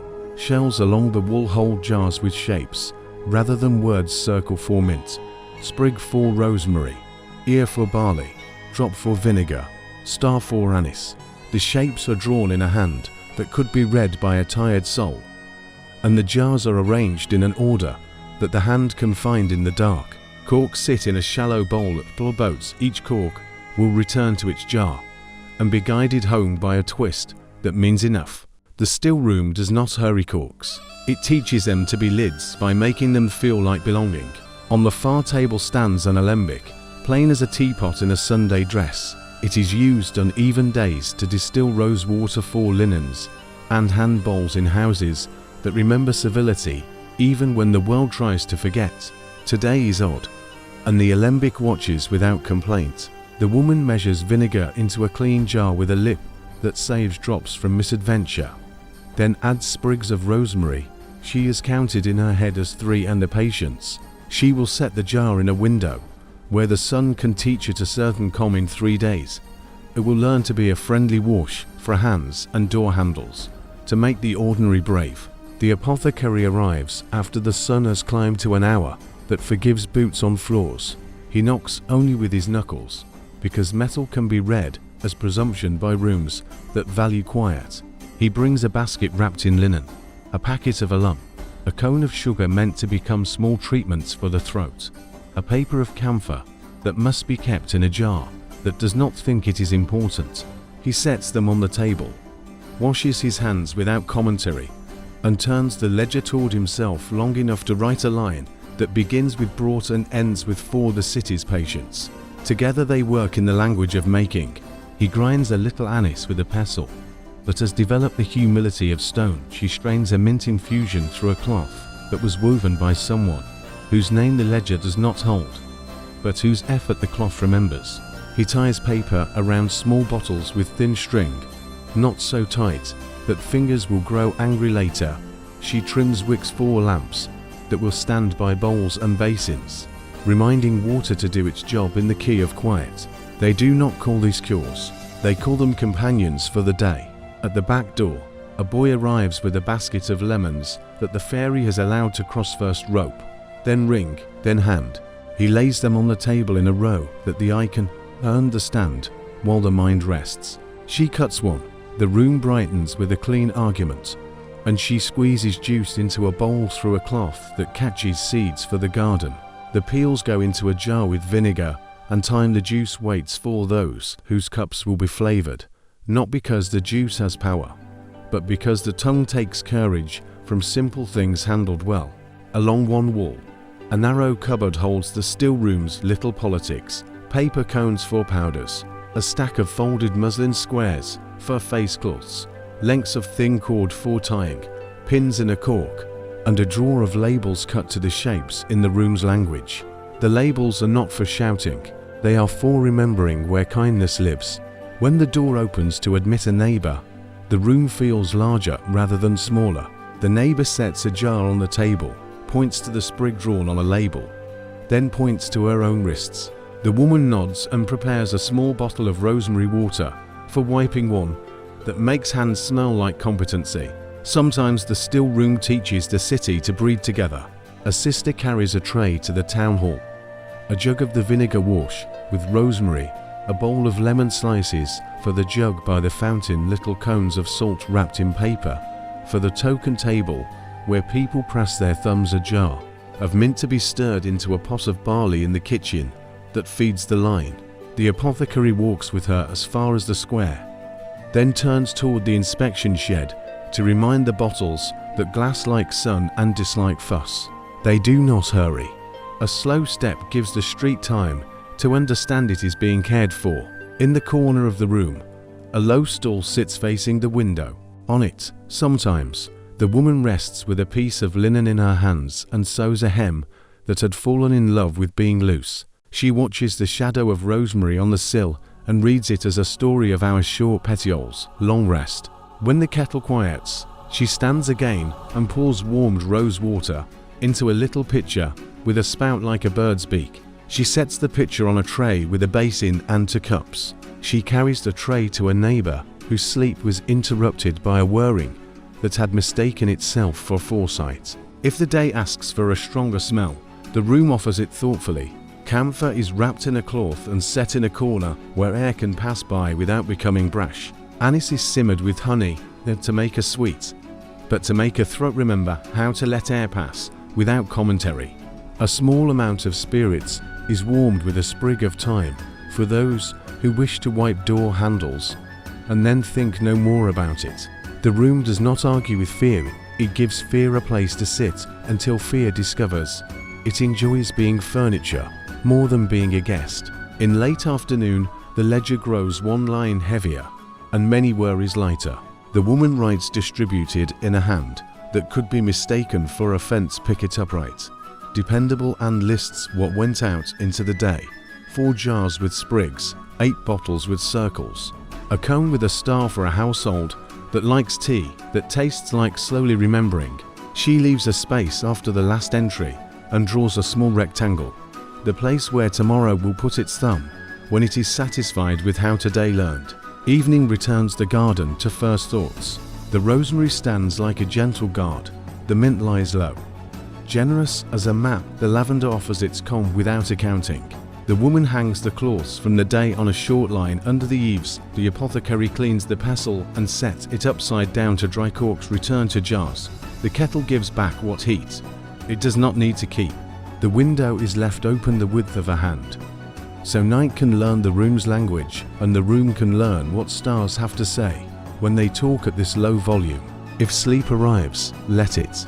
Balances will keep their fairness spoons, will keep their modesty jars, will keep their shapes corks, will keep their returning funnels, will keep their aim sieves, will keep their forgiveness kettles, will keep their idea of enough. Ledgers will keep their spaces gardens, will keep their kindness. The still room will keep your place between leaf and water, between hand and habit, so the morning can inherit a recipe already practiced in care. Pocket pitchers to carry forward. The brass needle settling on a weight, a jar labelled with a sprig, not a word, steam rising in a small, polite column, a lemon half glowing on her board, a pestle resting like a smooth stone in its bowl. Corks in a shallow dish, a quiet boats, a tray with a pitcher, and a basin, a spoon bruising mint with patient taps, sunlight through her. Rosemary shadow a ledger line with space around it like a path. If sleep arrives, let it. Quiet work likes to be watched and then forgotten. It will go on without applause and bring the day back to a reasonable voice. The ninth part. Morning makes the bread office believable, not the sun itself, but the way light lands on scales and benches and refuses to dramatize anything.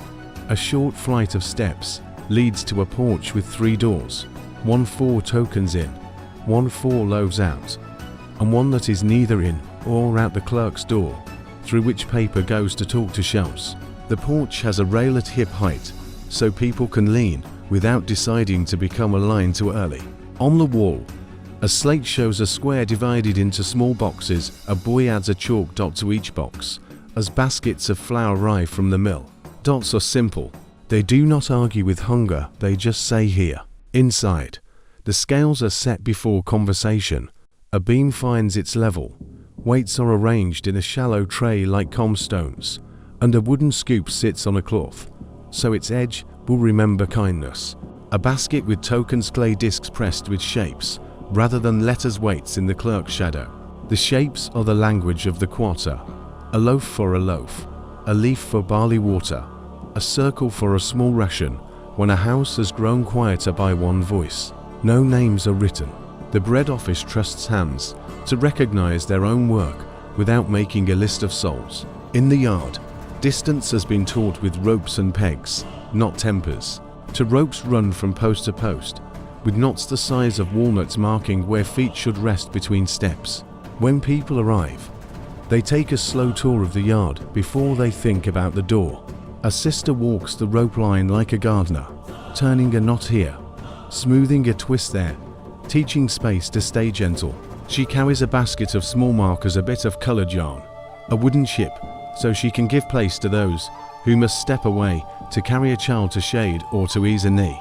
Place is a kind of medicine when supplies are a ledger with corners. The token table stands just inside the first door. It is a piece of wood with its own memory of being fair, to shallow bowls on the left, 2 on the right, and the central dish with a cloth where thumbs press tokens before they travel. Each thumb smudge is a way of saying "Oh, was here," without asking the room to learn a name.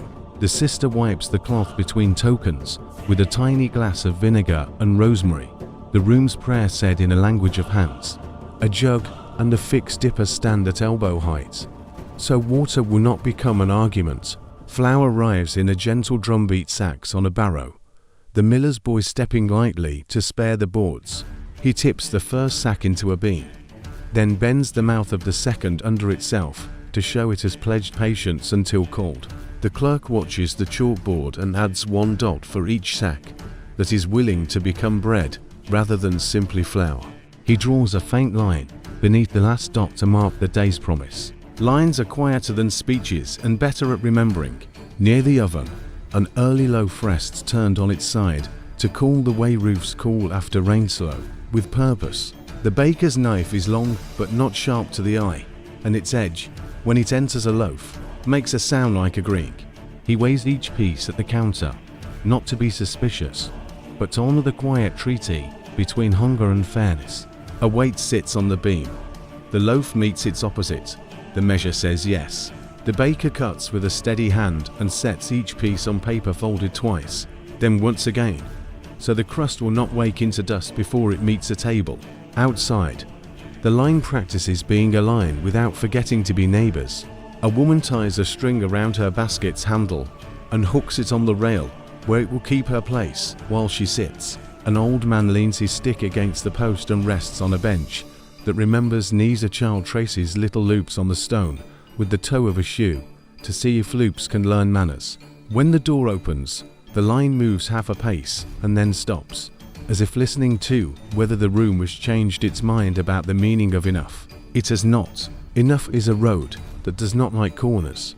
There is a quiet hour for those who cannot wait. The clerk keeps a small tray for emergency tokens discs with a tiny notch cut into their rim. They are not for display, and they do not travel in stories. A midwife comes through the side gate, nods to the sister, and receives a loaf that is very slightly larger than the others. The extra is not a secret, it is a fact as plain as breath. She wraps it in linen and leaves by the same quiet path.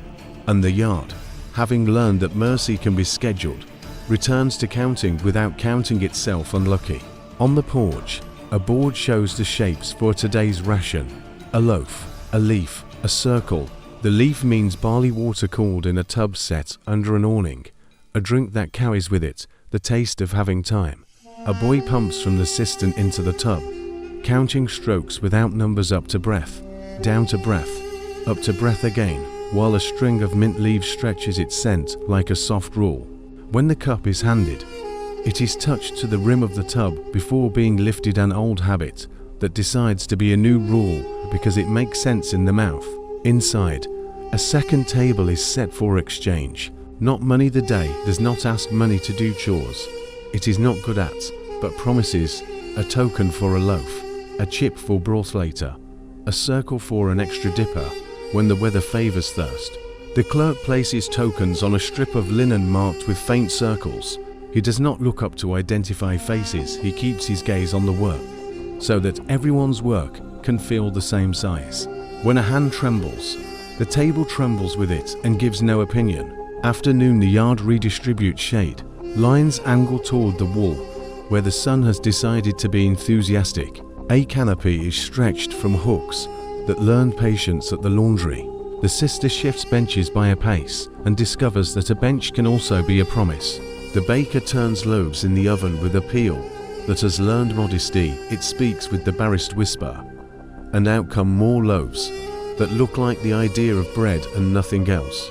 Not far away, a small table holds slips for dinner kitchen's thin pieces of wood, one smooth, one notched. Smooth for soup, notched for stew. Both laid in a bowl by the door where a boy with a chalk mark on his wrist can remember, who has already been seen by the day. Thumbs press the slips down, the bowl gathers promises in the evening. Cooks will look at the slips and see the city regarding itself, hungry but not lost. The bread office has a corner for mending. Not clothes, those go to the laundry court, but sacks and cords and the handles of baskets. A pegboard stands with loops of twine cut to a hand, two hands, to a small arm. A woman shows a boy how to turn a frayed edge under and stitch it down with a running seam that does not try to be admired. She gives the basket back to a man whose posture confesses relief. He places a token on the mending table not because it is required, but because thanks likes to be heavy enough to feel real. By late afternoon, chalk birds appear on the slate as dots complete their squares. The boy who began the day drawing boxes now draws little tails on the dots, so they look like something that can fly. He has learned that a board that looks finished must also look ready. The clerk, who keeps the ledger that nobody asks to read, adds one line that says only, measured, distributed, kept. He sets the weight tray down and rubs a thumb along the beam, not for luck, but to say to wood and iron that they may rest. When the last loaves are cut, the room is swept with a short broom that understands the floor. The scoop returns to its cloth. The weights go into their tray in the order they began. The token bowls are covered with a cloth that was a shirt once and now prefers to keep secrets. The sister wipes the rails and the peg knots with the rosemary wash, then hangs the cloth by the door where air can make tomorrow easier. She props the door with a brick until dusk decides the yard is finished with light. Evening makes all the counting feel like a song. Loaves that could have been stories are instead meals. Tokens that could have been arguments are instead absent, which is perfect chalk that could have scolded has instead drawn birds. The porch rail is warm to the hand, and the steps feel like a well-made sentence. No words are proud of its grammar. The rope line is wound and hung. The canopy is folded once and then again. The yard returns to distance without needing ropes. If sleep arrives, let it. Scales will keep their level weights, will keep their honesty scoops, will keep their edges tokens, will keep their shapes ropes, will keep their memory pegs, will keep their paste chalk, will keep its birds benches, will keep their patience ovens, will keep their quiet. The bread office will keep your place in the treaty between hunger and fairness, so that morning can inherit a city that remembers what to do with daylight. Pocket pictures to carry forward.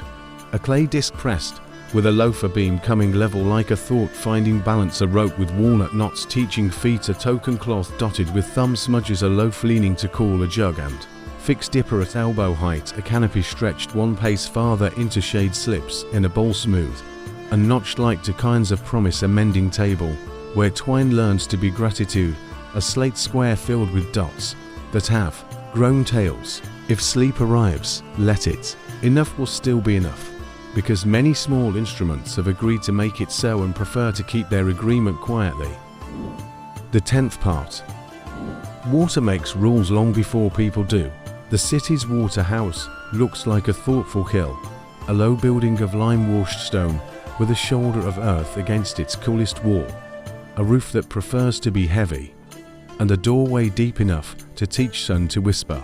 Inside, the floor drops away by steps, each a little wider than the last, until the room meets a smooth, dark pool. The pool is not large to the eye, but it is old to the hand. Walls lean inward above it, keeping air cool and words modest.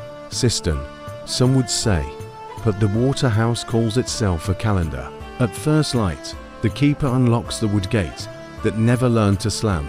He carries a coil of rope, a leather bucket with a stitched seam, and a lantern with glass that remembers being sand. He lowers the bucket into the pool with a patience that makes the surface forget to be a mirror. When he draws it up, he listens. Water has voices, the quick voice of the lip, the soft voice of the bucket's seam, the true voice of the rope when it tightens around the day's intention. He pours into a jar and, without ceremony, drinks enough to make attention honest and leaves the rest for the bench where workers place their cups.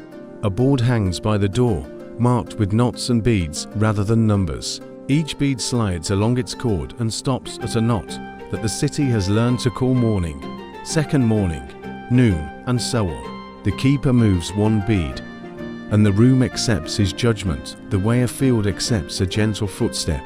Some days the bead moves farther, some days not at all. The water house keeps records of rain by refusing to argue with cloudless weeks. Outside, along the lane, a pump stands under a small roof. Its handle is polished by 1,000 reasonable mornings. A boy learns to pull and pause, so that leather cups inside the pump will not take offense. He watches the small spout and learns to see fullness in a line of water, no thicker than string. A sister ties a cloth over the spout with a ribbon that knows knots that open without sulking. The cloth becomes a habit becomes a custom, becomes a rule that nobody needs to write down. Between the pump and the door is a trough for buckets, set low to spare backs and high to spare shoes. Pegs above it hold to dippers with fixed cords. Their cords are short enough to keep them from wandering and long enough to teach kindness to wrists. The keeper shows a child how to wet a dipper before using it, so the first water will meet something that understands the work. He shows how to return the dipper without shaking it like a bell. A bell has its job, a dipper has its own. The city's roofs speak to the water house during rain. Gutters carry patience down to stone mouths carved with the kind of humor that only remembers smiles. Clay pipes lead to settling jars, and from jars to channels, and from channels to the pool that refuses to hurry even when the city does. In dry weeks, jugs come uphill from the river, their shoulders wrapped in wet cloth to remember coolness. The water house has no jealousy. It is pleased to be joined by other waters, so long as they arrive willing to be quiet. On the far side of the pool, a small platform holds a float that looks like a wooden bird too shy to fly. The float lifts and lowers a rod that lifts and lowers a shutter over a clay conduit. When the pool is high, the conduit carries water to a small fountain down the lane, a base in the shape of a balanced hand. When the pool is low, the shutter rests. The fountain keeps its opinions to itself. It will be generous again, when generosity will not become a quarrel with tomorrow. In the cool of mid-morning, washerwomen arrive with buckets to be filled, and with the kind of talk that bends around work rather than stepping on it. They know the days when blue belongs in the second rinse, and when vinegar gives cloth back to itself. They lower buckets over the trough, lift, set them on a ledge that expects weight, tie lids with a knot that can be read by a neighbor without borrowing a voice. A woman checks the board of beads with her eye, nods to the keeper, and takes one dip less than a habit would like. The habit sighs and becomes pride. A mason from the hillside terraces comes to ask for the float to be generous. He carries a slip from the council, a narrow piece of wood with a notch cut in the end, and a smear of blue that says, "Wall work, water for mortar." The keeper draws water into a long-necked jar that teaches slowness to lime and sand, and ties a sprig of rosemary to the handle, so the jar will remember how to behave around dust. The mason balances the jar across his shoulders and moves back up the lane with steps that know how to climb without waking stones. Just past noon on some days, a cart arrives with clay jars that look like sleeping fruit. The potter's wife lifts one and runs a finger along its shoulder, where a faint line shows the maker's guess about capacity. The guess is never perfect. The keeper fills the jar to that line, then a little short, then marks the clay with a thumb and a rag, so the jar will remember a good idea as a good idea and not a law. The potter's wife smiles at the thought that her jars are learning alongside the people who use them. Downhill, near the square, the fountain receives its share and gives it to cups, hands and faces. A small ring of iron is set into the stone beside it, and a rope is looped there to hold cups that belong to nobody in particular. The rope's knots sit on a line of chalk marks, showing where a cup prefers to rest, so it will not gossip with another cup. A sister wipes the ring with a cloth that remembers rosemary, and chalk returns to being a map for metal. People drink, people wash. Nobody thinks about disease, except as a season that passes more gently when rooms and stones tell the same story. The water house has a second room low, with a platform and a row of lidded jars. This is where the city keeps its small chemistries. Alum for clarifying, charcoal for forgiving mistakes, sand for reminding pipes that friction is a teacher. On a shelf, a row of filters stand like modest hats, cloth cones set into frames, each with its own little name, drawn as a shape. Circle for general use, square for kitchens that keep patients starved, for a still room preparing things that wish to taste like calm. The keeper checks cloths with a touch that can read lint. He rinses a cone, sets it to dry, and leaves the peg empty long enough for the room to remember that being ready is part of being clean. Late afternoon offers the cool that both plants and people can drink. A woman from the garden terrace brings to jars and a story about a wind that preferred the east wall today. She asks for a little water for the mint that will sweeten the rinse channel in the laundry court. The keeper fills a jug to the shoulder and hands it over with a nod that means yes, and thank the mint too. He fills the second jar half, because half sometimes teaches roots to think deeper thoughts. The woman leaves with a bow that is more about agreement than gratitude. Children learn manners from water, because water is what it is without apology.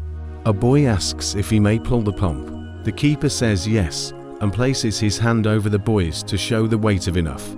The handle rises and falls, and the spout draws a small braid into the trough. The boy laughs, but softly, because even laughter can be taught to be kind.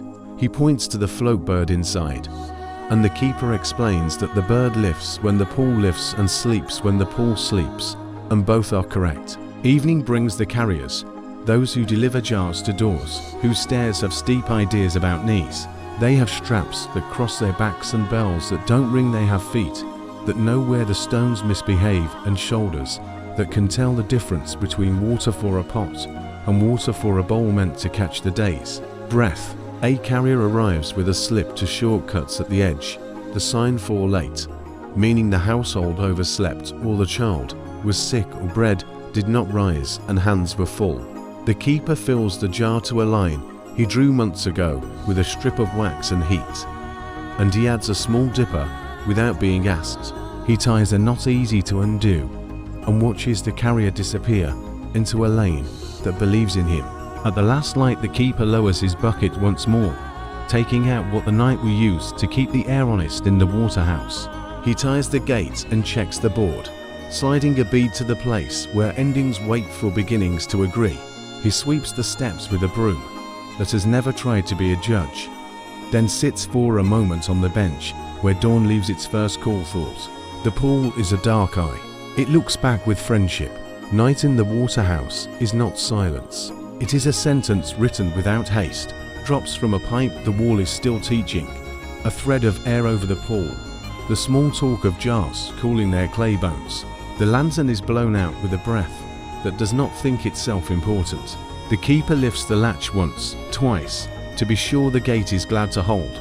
He walks down the lane past the pump, touches the handle with 2 fingers, and keeps walking until the fountain looks like starlight that forgot to blink. If sleep arrives, let it. Walls will keep their cool roofs, will keep their slope gutters, will keep their office pumps, will keep their patience floats, will keep their shinish shutters, will keep their rest jars, will keep their shoulder lines ropes, will keep their not memories filters, will keep their forgiving beads, will keep their places.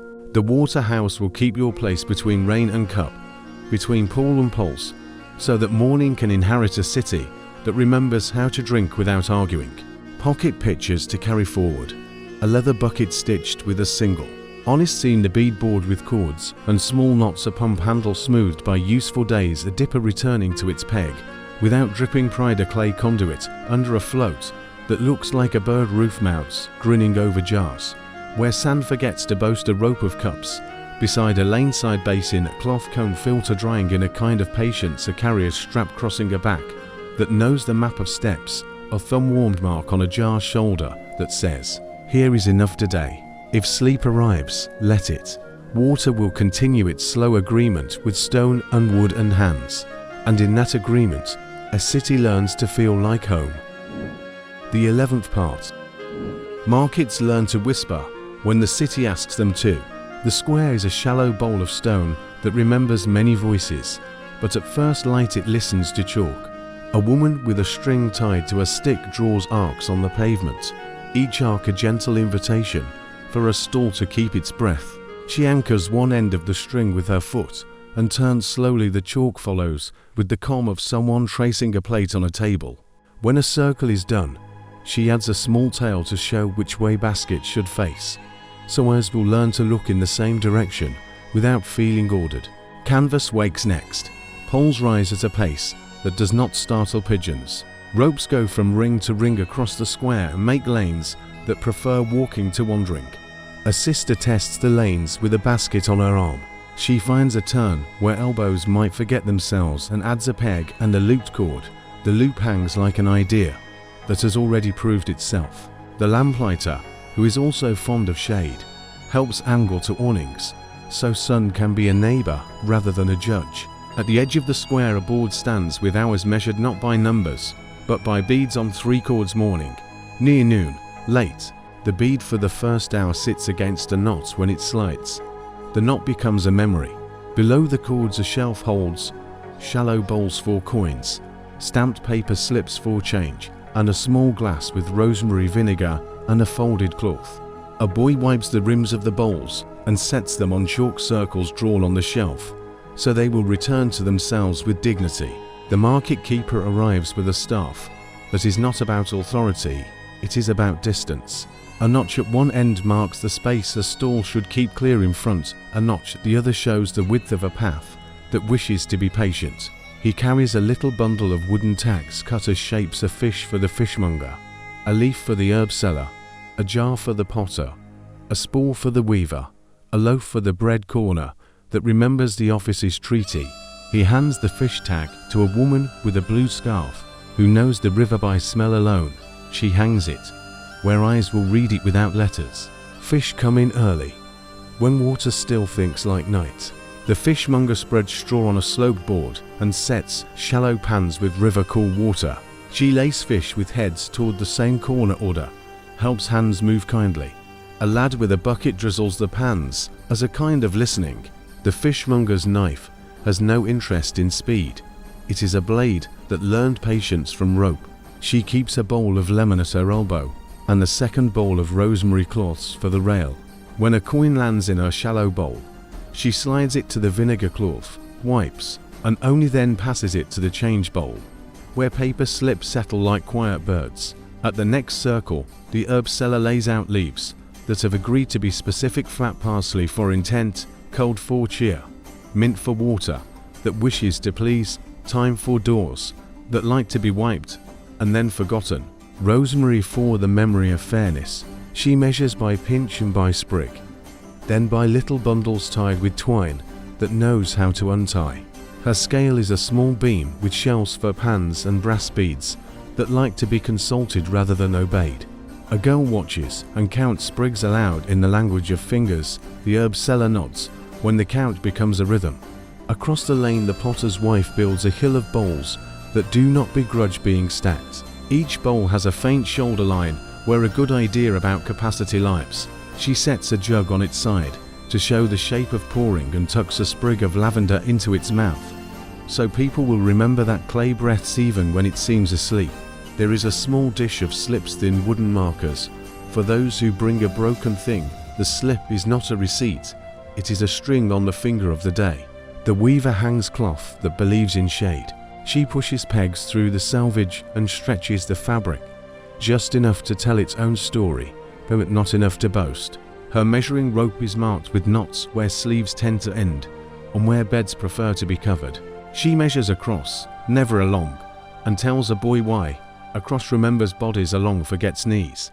Coins pass from bowl to bowl, paper slips, warm under thumbs. The rope lanes teach feet their manners.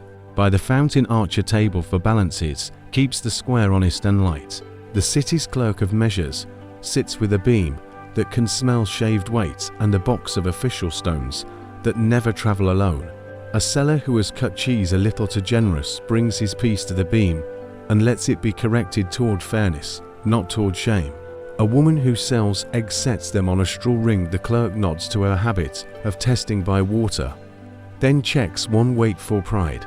When a weight is found to be heavy with its own importance, it is set aside until humility can be restored by the man who files metal like a poet shaving a line. Around the square the sound is work that knows its pitch. A broom speaks to stone without lecturing it. A stool offers a seat to a knee without pretending to be mercy. A jug kisses a cup's rim before sharing itself. A loaf meets a knife that is old enough not to be clever. When a hand wanders toward a neighbor's reach, the looped cord beside a stall brushes knuckles lightly and the hand remembers home. Chalk arcs keep their shaped tails show. Where baskets should nod the bead on the hour cord slides one knot forward and the square changes its breadth without needing instruction. Mid-morning brings cloth from the laundry. Core troll tells folded shirts that agree about collars. A bolt of sturdy stuff for aprons that will serve at the bread office. The stall for mending opens its thin drawer and reveals needles asleep in cork, thread patient in a box, buttons that have known other homes. A woman takes a shirt whose hem had grown a philosophy, turns the edge under, and whispers it back into the family of straight lines. A boy comes with a bag whose seam thought it could retire. He leaves with a seam that remembers duty without feeling insulted. Two sisters move slowly from circle to circle, not to supervise, but to bring small help. A spare peg, a vinegar cloth, a cup of water pushed into a hand that would never ask. At the fish stall they trade a lemon for a promise to return a clean knife. At the herb stall they ask for a sprig to bless the bread rail. At the potter's hill they buy 2 bowls, not for eating but for teaching cups how to become bowls when the day requests it. They turn the bead on the hour board and pause long enough to watch a small breeze learn to behave around a canopy. Near noon, the square practices being generous without becoming crowded.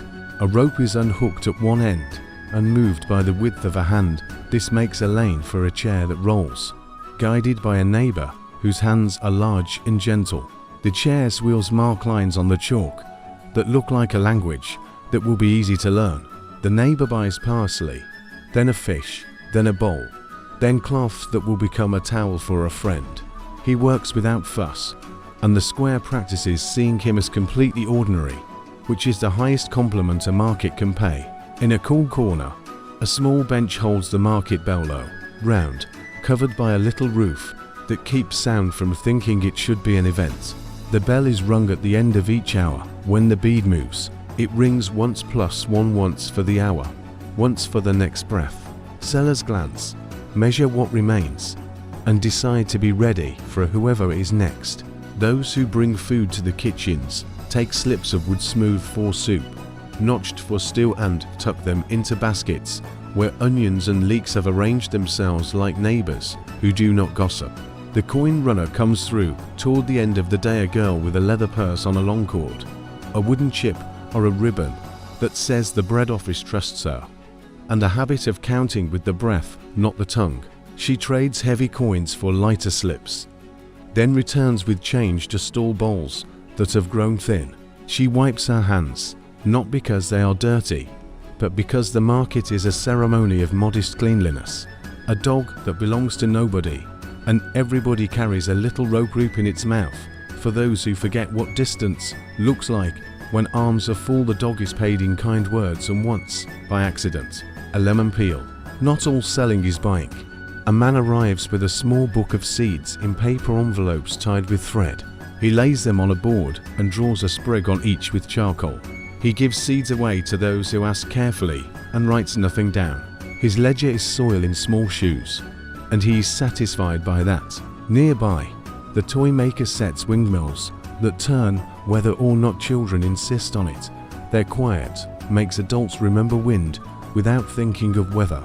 As shade lengthens, stalls begin to think about being circles again. Fish go first.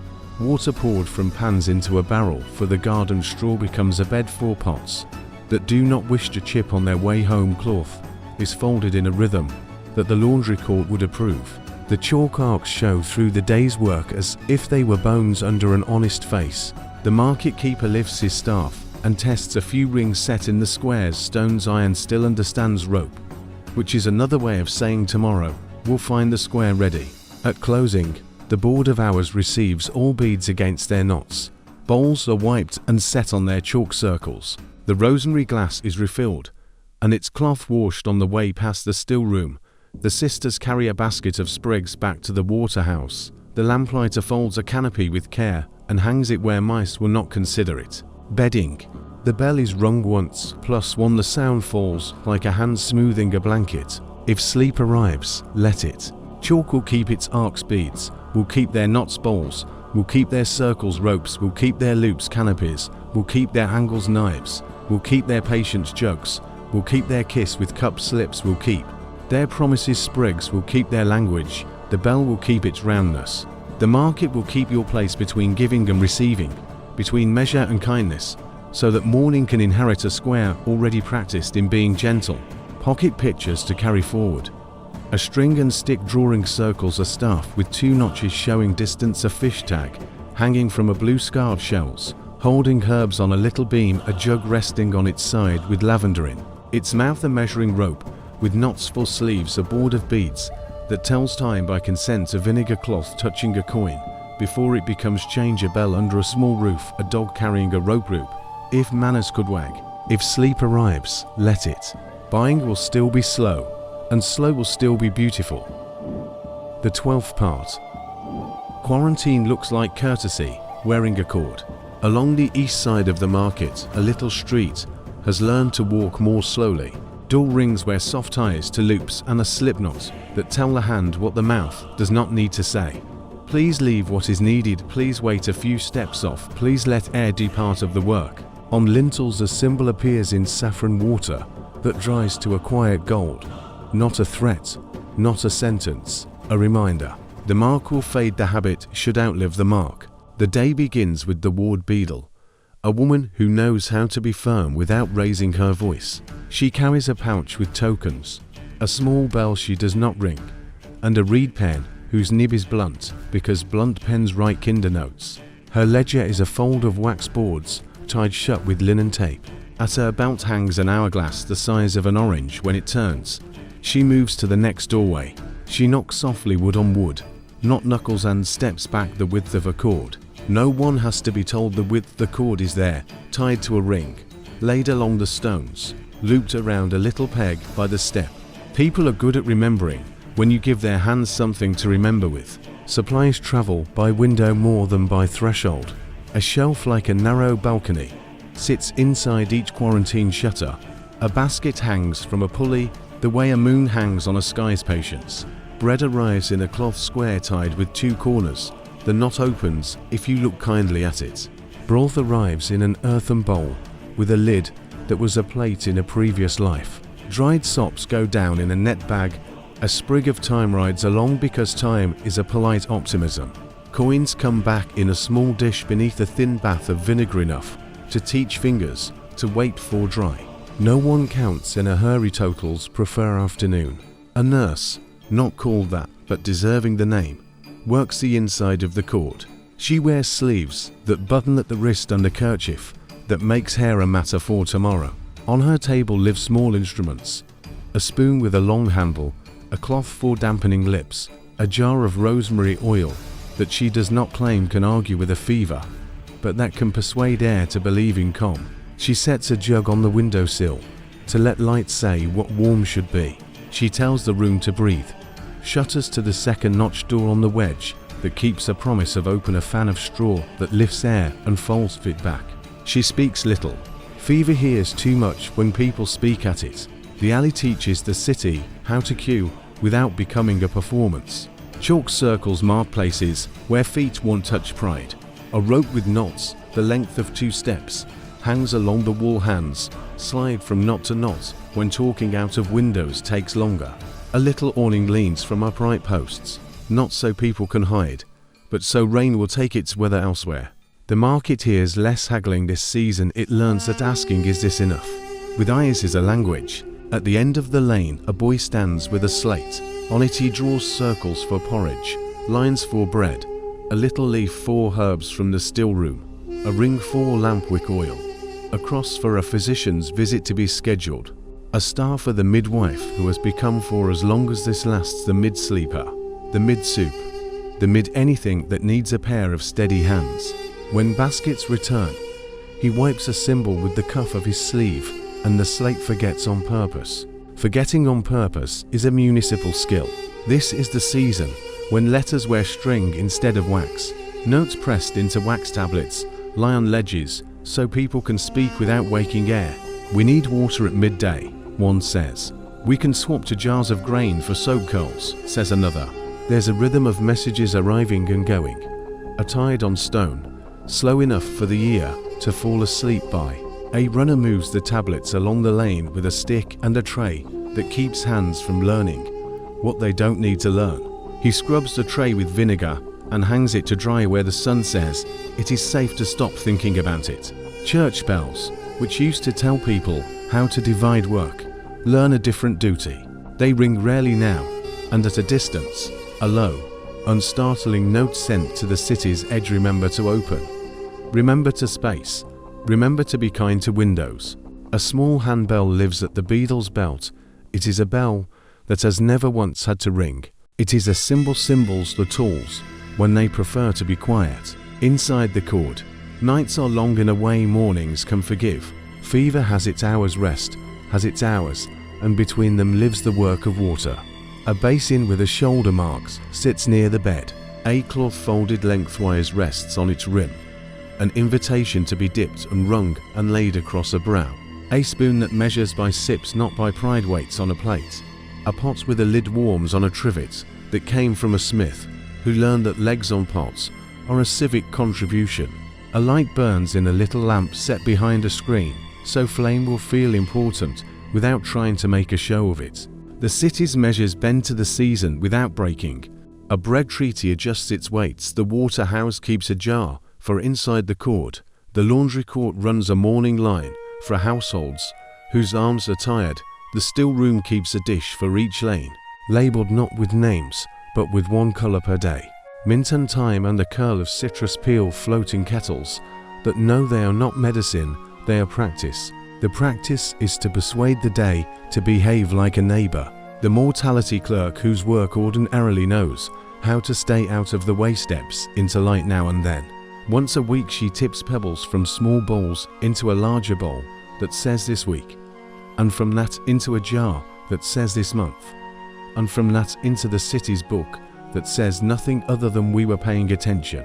She writes no tales, she records routes lane by lane, house by house. The entries look like a map made of patience. When she finishes, she closes the book and rests a hand on it. The book is clay tablets copied into paper. Paper becomes memory. Memory becomes practice. Somewhere far from this lane, A young clerk will learn from the numbers to move a market day, to widen a lane, to space wells farther and barrels farther still. The alley will never know that is all right. The alley's business is breath and bowls, and notes on a tray. The city's business is tomorrow. Afternoon smell of juniper and rosemary, 4 reasons that are as old as fear and as young as this hour. Bundles of twigs smoulder in a pan set by the door. A wisp of smoke tells furniture how to behave. Windows are opened and closed like eyelids. The nurse wraps a cloth around a child's neck, the cloth warmed on the lid of the pot, so the cough will feel met, not fought. Her hands speak to the little body. We are here, not we will conquer. Shadows lengthen the rope knots along the wall, teach patience to those who wait to ask how someone is. Evenings learn new manners. Lanterns are placed lower and farther back, so that the street's light will be even, not jealous. Talk comes shorter and kinder. A neighbor stands across the cord and counts with her fingers 3 to 1 and helps a sleepless voice choose a story about last year's harvest rather than last winter's scare. Someone plays a tune on a pipe in the courtyard, the kind of tune that minds its own business. The sky, which is not worried either way, does the right thing at the right time. Not everything is heavy. A cat volunteers to test the basket ropes and finds them suitable for cats. A child asks if the pulley's wheel turns the same number of times as there are stars over the alley. The nurse says, tonight it does. The child sleeps. A jar's shadow on a wall looks like a church's apse. A moth at the lamp looks like a letter trying to remember the way out of a sentence. Hands learn that wiping a sill with a damp cloth is a prayer. People remember that quiet is not the same as lonely. There is a shelf in the beadle's room. Her award in her own head is because on it sit a spoon with a split in the handle kept to say with dries when frightened, oil near kindness and a length of cord whose knot had to be cut kept to say we tie to undo, make sure the knot knows how. There is a shutter wedge that broke because someone asked it to do the work of a hinge. There is a little bottle of oil that learned to prefer drops to pours. She looks at the shelf each morning and decides what she will teach the lane that day. How to tie, how to oil, how to space, how to open, how to wait. Sometimes a physician comes, walking slowly, hands in sleeves, the way people hide hands on cold days. He does not promise. He listens to air, to the sound of a chest, to the shape of a cough. He says open, let in, warm, sip, wrap. He leaves a small paper with a sprig drawn on it, time, or mint, or something from the still room that will persuade a kettle of water to keep company. He nods to the beadle. The beadle nods back. They have agreed to be useful without ceremony. And sometimes, after days of counting and waiting, and a little sleep stolen in the chair by the window, the mark on the lintel, washed with a clean rag, the cord is untied and wound into a proper loop. The basket is taken down and becomes a basket again. The beadle smooths the door plank where saffron has faded to the color of patience. She notes a circle on her waxboard, presses a ring token into the page beside the circle, and ties the board shut. The alley is a little wider for a while. The shelf inside the window becomes a place for a pot of basil. The rope with knots along the wall becomes a place for ivy to learn manners. If sleep arrives, let it. Cords will keep their memory shutters, will keep their second notch baskets, will keep their lowering without drama vinegar bowls, will keep their bright courtesy tokens, will keep their meaning slates, will keep their forgiving. Surface spoons will keep their sips hourglasses, will keep their soft falling bells, will keep their power to remain quiet saffron marks, will keep fading on schedule. The quarantine lane will keep your place between distance and care, between habit and hope, so that morning can inherit a city that learned how to be gentle when gentleness was hard.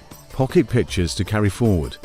A looped cord teaching a door ring how to speak, a basket's pulley that lowers kindness, of vinegar dish that turns coins into patience, a reed pen making blunt letters on wax, a window shelf with a bowl that once was a plate becoming a lid, a rope with knots that keep time against a wall, a spoon with a long handle resting on a folded cloth, a shutter wedge and a door wedge, and the little oil bottle that keeps them honester.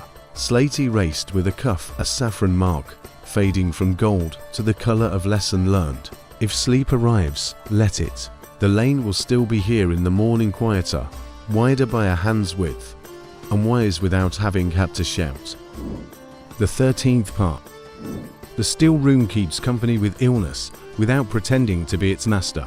It lives above the bakehouse, where the air knows warmth, but not smoke, and faces a courtyard that grows mint along a gutter that means well. The door is ordinary. Inside, the room becomes careful, a long table of oak rubbed with oil, until it answers to the hand shelves lined with earthenware jars and small bottles, cushioned in straw, a scale with brass pans that returns to even as naturally as breath returns after a soft hill mortar that have forgotten to be proud of their noise, strainers of linen tied to hoops, a pan with 3 feet that stands over a candle when simmer should be a verb smaller than fire. Windows are set to hands high, opposite each other, so air can learn a path and keep it. Bundles of rosemary, thyme, and bay hang head down from a beam and become lighter each day, as if learning a lesson we pass by losing weight. At first light, the stillroomer comes in with sleeves rolled and a mind that does not crave miracles. She brings a basket from the courtyard where dew finds the leaves before talk does. She spreads a cloth and shakes the basket gently, convincing the fog to release what it has been borrowing. She sets out her instruments like letters in an alphabet that never raises its voice, a pestle that fits her palm, a spoon with a long neck that knows how to reach without scalding, a small brush for the dust of petals, a clay cup for vinegar that remembers orchards, a jar for a honey that is more patient than opinions. On the wall near the window hangs a ribbon of 7 colors thread wrapped around a rod, so that each day of the week can wear its own color, and jars can change ribbons instead of asking eyes to read. She warms water until it speaks quietly, then withdraws it from flame, and adds the herbs that prefer counsel to debate. Rosemary first, for its way of making air think of pine and of kitchens where care is a flavor. Thyme after, for the way it asks a cough to step to the side. Mint last, so that breath can find a path without needing to be led. She covers the pots with a lid and lays a folded cloth over the lid's shoulder, not to trap miracles, only to ask scent to wait a little. Steam escapes at the corners and writes a sentence against the window that no one needs to read to understand. Her scale lives at the end of the table, near the ledger that keeps courtesy with time. She weighs petals because petals deserve fairness. She weighs bark because bark can be stern. She weighs salt for a rinse because mouths and bowls both prefer clarity. The weights are small brass stones stamped not with numbers but with shapes. A leaf, a ring, a star, a fish. The leaf is the lightest, the fish her promise to be careful. She balances the pans, then lets them settle, then touches one lightly just to teach her own hand that impatience has a sound. When the pans are even, she smiles in the way people smile when tools confirm that the world sometimes returns a favor. The door opens and the ward beadle appears without making the door feel important. She sets on the table a pouch of leaf tokens and the slate on which the boy from the quarantine lane has drawn circles, lines, and stars. She speaks quietly. 7 leaf tokens for the lane with saffron marks, 3 ring tokens for the watch, who will stand in bad air tonight and want a splash of vinegar for their staffs. The star tokens for the infirmary lamp oil, perfumed with 1 drop of rosemary for evening breaths. The stillroomer nods and moves a bead along a cord on the wall. Blue to say morning is now listening. Red later for the hour when the pot must remember to settle. Green for the time when the windows will open. Beads help days keep promises. She sets a vinegar bowl on a square of cloth near the door, a shallow, wide dish where coins will rest and learn humility. She labels a row of jars by changing ribbons on their necks. Today's mint water wears blue. Barley water wears green, rosemary wash wears red. She does not write words. She prefers that hands remember the rubric of colors, and that mouths remember the habit of asking. Blue for breath, green for throat, red for cloth. An apprentice repeats the colors to herself and ties the ribbon ends with the knot that opens when asked in a kind voice. Mortar work begins. Dried leaves that were patient all summer meet a pestle that has outlived 3 handles and learned to welcome the 4th. The first pound is not a pound, it is a persuasion. The second becomes something like agreement. With the third, scent stands up. The stillroomer adds a pinch of salt to remind the powder that bodies speak in water. She scrapes the bowl with a wooden horn that was once a comb and now is a crescent of usefulness.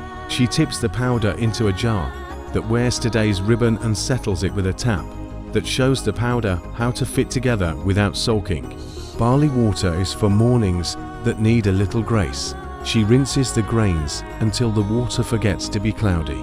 She sets them to simmer in the 3-footed pan with a piece of lemon peel that learned its lesson yesterday and still has something to offer. The grains soften and suggest an answer. She strains the liquid through linen into a jug that has measured shoulders. She adds a spoon of honey.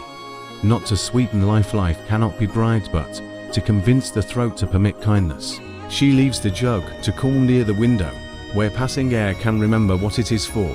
On a shelf above the scale, a small still sits like a copper idea. A pot, a cap, a coil. It warms 4 rose water on bright days and 4 lavender on evenings when fear has too many corners. Today it rests. Distilling is for seasons, when the city has more breath than now. Instead she prepares vinegars, a jar of sprigs drowned inside a vinegar. Another where cloves sink like beads. A third where garlic keeps its own counsel.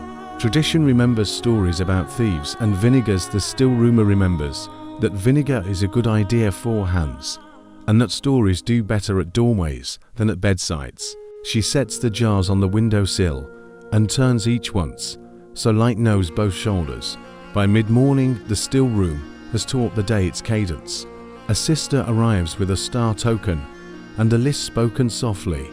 Lampwick oil scented with rosemary for the East Ward, mint water in small cups, barley water for evening, a spoon with a long handle because fever dislikes closeness.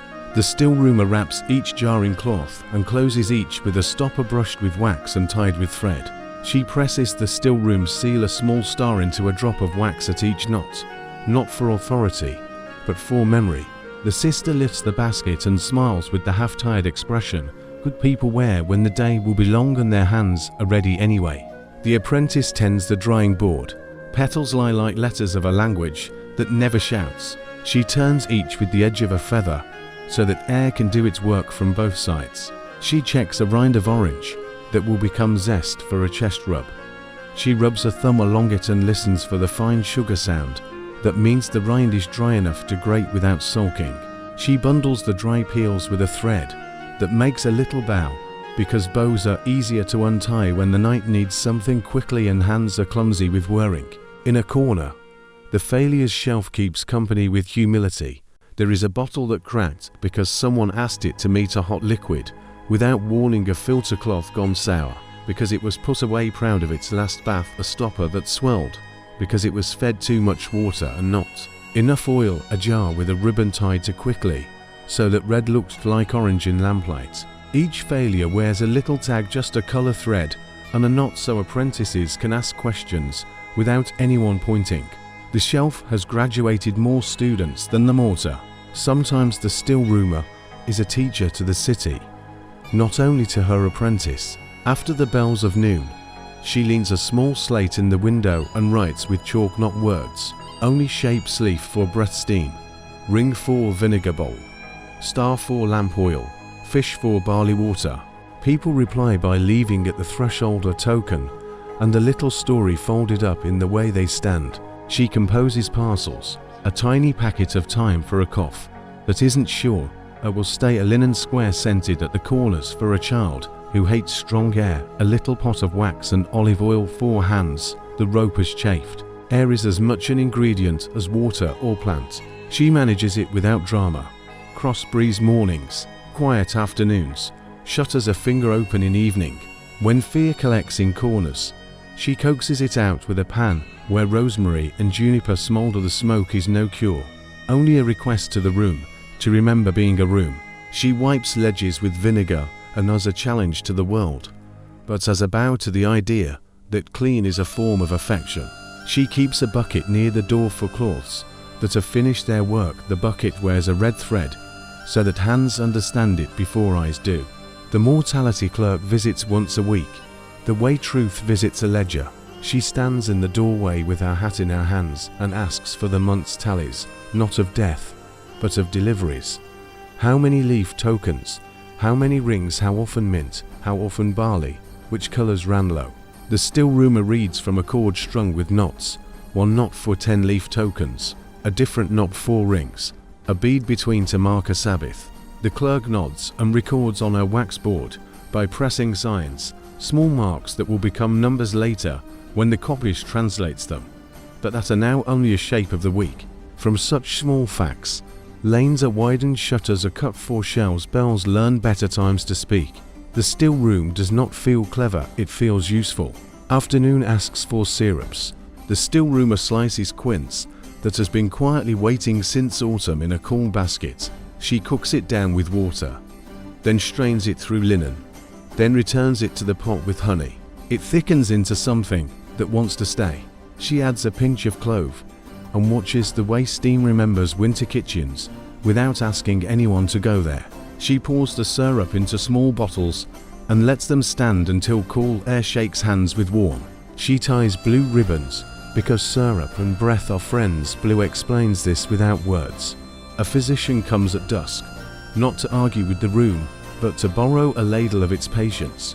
He carries sleeves that think in quiet folds and a face that has learned how to let people believe what they need to without lying. He asks for vinegar and a new cloth sponge for his staff, a small jar of rosemary oil for his pocket, and a little barley water for the end of the lane where the man with the wrecked car flips. The stillroomer gives him what he asks. She adds a further jar he did not ask for, lemon water with 1 grain of salt for the wife who waits on the steps and forgets to drink. He leaves a coin under vinegar and a nod across the ribbon of air. Coin is habit, nod is gratitude. Night never hurries this room. Lanterns are set low behind paper, so light will behave. Labels of colour help tired hands choose the right jar without waking the part of the mind that wants to prove it is clever. The apprentice writes in the ledger, just shapes and threads. Leaf, ring, star, fish, blue, red, green, a little dot for a time when someone cried and the room remembered to listen. They wash mortar with hot water, then cool, then vinegar. The pestle dries on its side, not on its end, because ends are for pride. Strainers are rinsed and hung where the cross breeze will tell them a story. The scale is covered with a cloth, so it can sleep without dreaming of empty. The ribbon rod is checked, tomorrow's color moved to the front. Before she closes, the stillroomer steps to the window and looks out over the courtyard. The mint by the drain believes in morning. The laundry court is a square of quiet, its lines are empty and serene.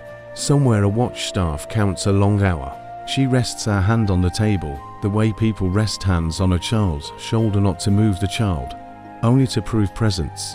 The apprentice has gone, the pot gives a last small breath. She ties the door with a loop that opens itself in the right hands and leaves, setting a little dish of lavender near the stair for the person who will come up tomorrow with a question and will leave with something that is not an answer, but that makes answers possible. If sleep arrives, let it. Scales will keep their balance, mortar will keep their patience, ribbons will keep their day's syrups, will keep their quiet shine, vinegar will keep its bright courtesy, cloths will keep their clean promises, honey will keep its willingness to join, herbs will keep their manners, windows will keep their path for air, ledgers will keep their shape of the week. The still room will keep your place between whirring and work, between breath and the things that help it, so that morning can inherit a city that has practiced kindness until it became a habit.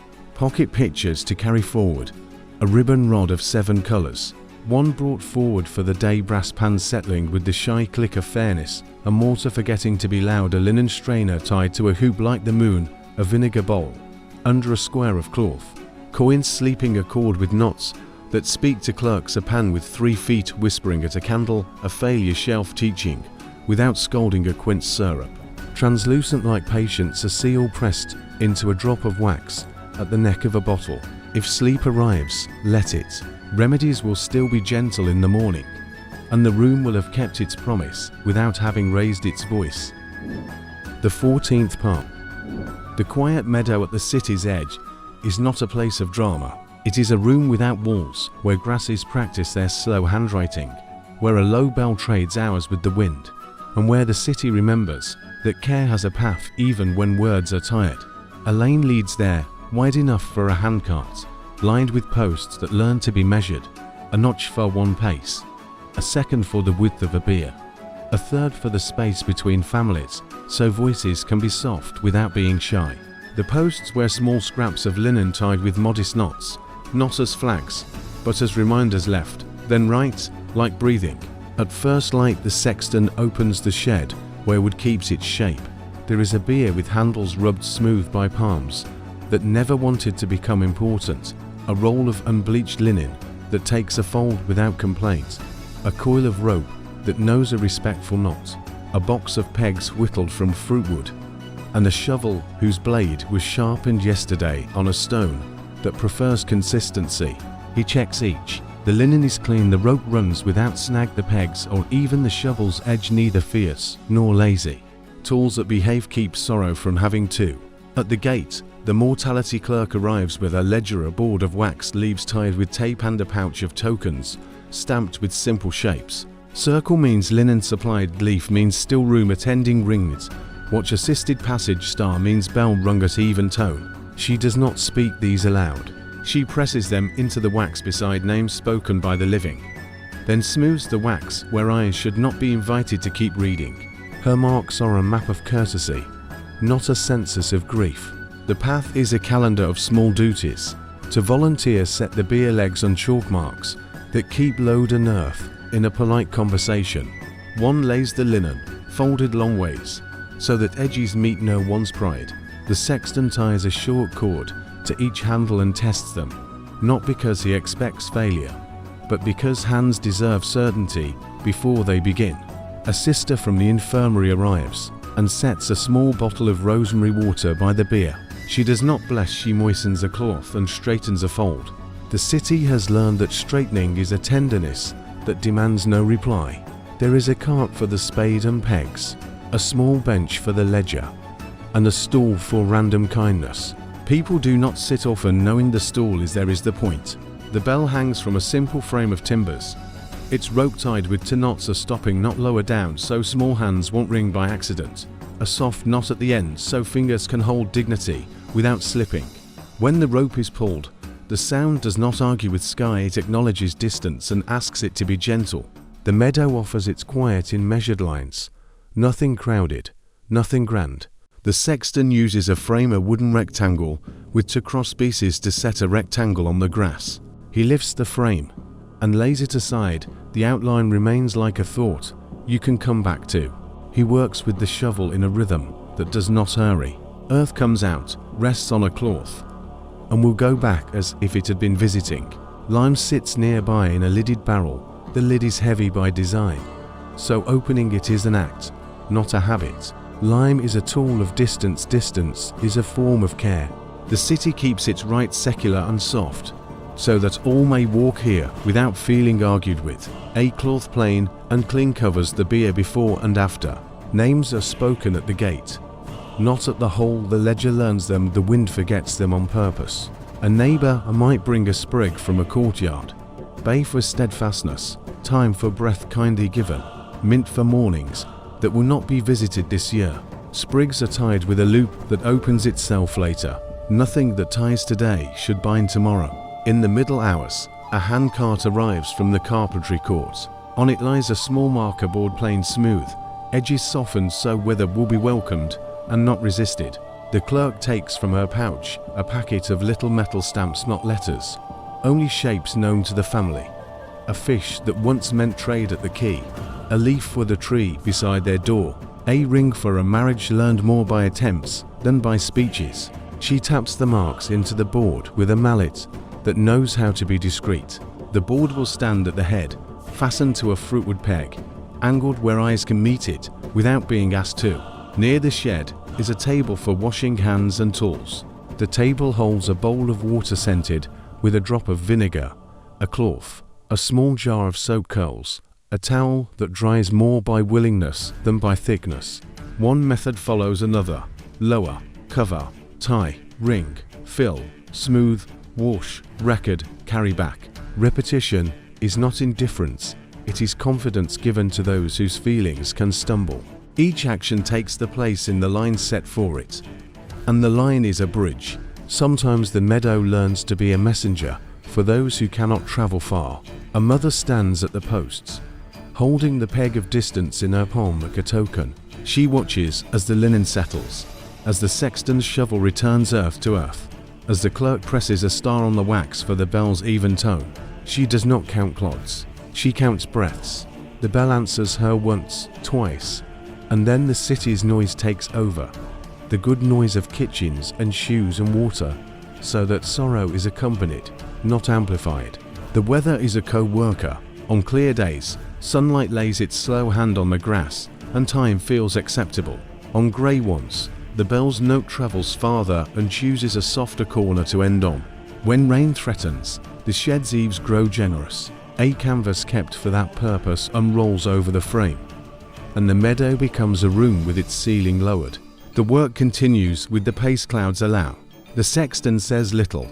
He hangs wet linen on a rack in the shed, where air is honest but patient. Tomorrow, the linen will be ready, the work will be the same, the persons will be different, the method will welcome them. The mortality clerk's ledger grows heavier in the hand and lighter in the mind, oddly both. She keeps a second cord along the inside cover, a tally of the week's star tokens, so that, back in her office, she can turn that cord into a line on the city's broad page. Those lines suggest when wage packets should be delivered in advance, when the bread treaty must fatten, when the laundry court will need more soap and hands. Numbers here are not proud, they are tools that let compassion arrive in time. There is a place by the boundary hedge for a small bench. The sexton keeps sprigs there, rosemary, mint, bay watered in a row of jars, sunk to their shoulders in earth, cool as the inside of a cellar. After each service, he trims one sprig to replace what was tied to the linen. He never empties the jars. He tops them up with a dipper kept only for that task. He wipes the dipper's rim with a cloth, as if teaching children without speaking to them. He rests a moment to breaths, all three, and listens to the bell breathe back. At dusk, the shed learns closing. The beer's handles are rubbed with oil, the rope coiled and hung, the pegs counted and returned to the box. The shovel leaned where it cannot fall and make a sound that would matter. The bell rope is looped over a peg out of the reach of evening. The ledger is tied with its tape. The clerk tucks a little sprig into the tape, so that tomorrow's opening will smell like morning rather than ledger. They walk back along the lane without discussing what the day asked of them. They have set the city's hands on the table and folded them. That is enough. If sleep arrives, let it. The beer will keep its balanced linen, will keep its folding rope, will keep its respectful knot pegs, will keep their measured spacing, the shovel will keep its quiet edge, the bell will keep its even tone, the ledger will keep its humble mark, sprigs will keep their clean green, the hedge will keep the meadow's border, the posts will keep the lane's rhythm. The meadow will keep your place between leaving and left, between record and rest, so that morning can inherit a city that has practiced gentleness all the way to the edge of itself.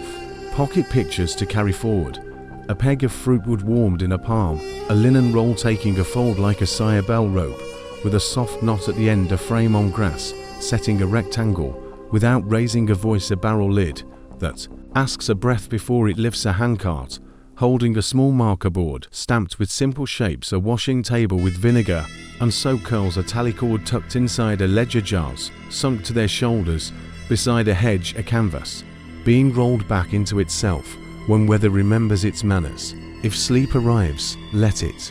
The path will still be there in the morning, straight, quiet, measured, and the city will know where to place its steps. The 15th part. The city learns how to open without forgetting why it closed. Along the market side, chalk circles fade in a civilized way, not all at once. Door rings keep their looped cords, for a while now tied in a soft bow instead of a rule, so hands can remember patience as a greeting rather than a boundary. Window shelves that once traded baskets return to holding pots of basil and jars of buttons, but once a day a cloth still wipes them with vinegar, because habits are a kind of architecture that weather cannot see. Morning begins in the copyist's loft above the weighing room. The window looks over the square where barrows roll like small thoughts. On her table lie wax boards from the beadle, tally cords from the stillroom, a slate from the laundry court, and the mortality clerk's ledger bowed open like a book that knows both weight and courtesy. She sets out her tools, a reed pen trimmed without sharpness, a pot of soot ink that makes quiet lines, a handful of sand for drying, a string of beads to keep her place, and a small bell that she will not ring. She copies shapes into numbers, numbers into lines, and lines into the city's long page. The page does not hurry, it prefers to understand. By the door stands a rack of rods, wrapped with coloured thread. Red for bread, blue for breath, green for water, saffron for lanes. She moves a little bead along each rod to say, "Here is where we learned again. Widen this turning, put a shelf in that lintel, ask bells to speak at kinder hours. Keep a bowl by the door that keeps vinegar near curiosity." Her hand makes a map that is not a map of streets, but of decisions, tiny roads made by practice. Below, the market rehearses its old sentences with new punctuation. The bread treaty stands on its wheels beside the ovens. The mother jar glistens with the careful shine of daily work. The bean scale settles like a cat in a patch of sun. Tallies hang on pegs so that flour, salt, and fire remain in conversation. Tokens are fewer, nods are more. A boy brings a knot string with only 2 knots this morning, cloths for proofing, and a little for the laundry court's first hour, because arms are still learning how to be arms again. The baker lays loaves in even rows that do not rush to be admired. Bread is a language that stays polite even when appetite is eager. At the waterhouse, the chain of cup lifts climbs in an easy way, like someone remembering a tune. The floating tile still wears its wax rim. The ladle still measures sips before pours. The outflow still divides around the cutwater stone. If stone had invented manners, the keeper has added a new habit learned from the season just past, a small hook where cords hang to dry, each with a knot that opens itself when asked in a kind voice. He leaves the hook by the window so sunlight can keep explaining. The still room makes fewer syrups now and more cool jars for ordinary thirst. Ribbons stay on the necks, blue, green, red. They are not emergency. They are courtesy, like the way people step aside for a person carrying a pail. On the failures shelf a new object has joined the lesson. A shutter wedge that split because someone thought it should do the work of a hinge. A note beside it, only a colour and a knot, says gently, "Every tool has its pride." The apprentice smiles each time she passes. Learning is easier when the shelf is kind. A carpenter in the lane repairs a window shelf that once held a basket and now will hold a bowl of herbs. He sands the edges, oils the wood, and screws a little ring beneath so a cord can be tied if ever a cord should be wanted again. He measures with twine, not rule, because this is a work of hands for hands. When hay's done, he sits on the step and tests the ring with a loop that opens. He leaves the loop in place as a reminder that care has a memory. The watch retunes the city's hours with their staffs, walking the circuits they know as well as they know the shape of their own grip. Where chalk once declared distance, now small nails set in the stones declare direction. Here turn, here wait in shade, here but greet each other without making the air argue.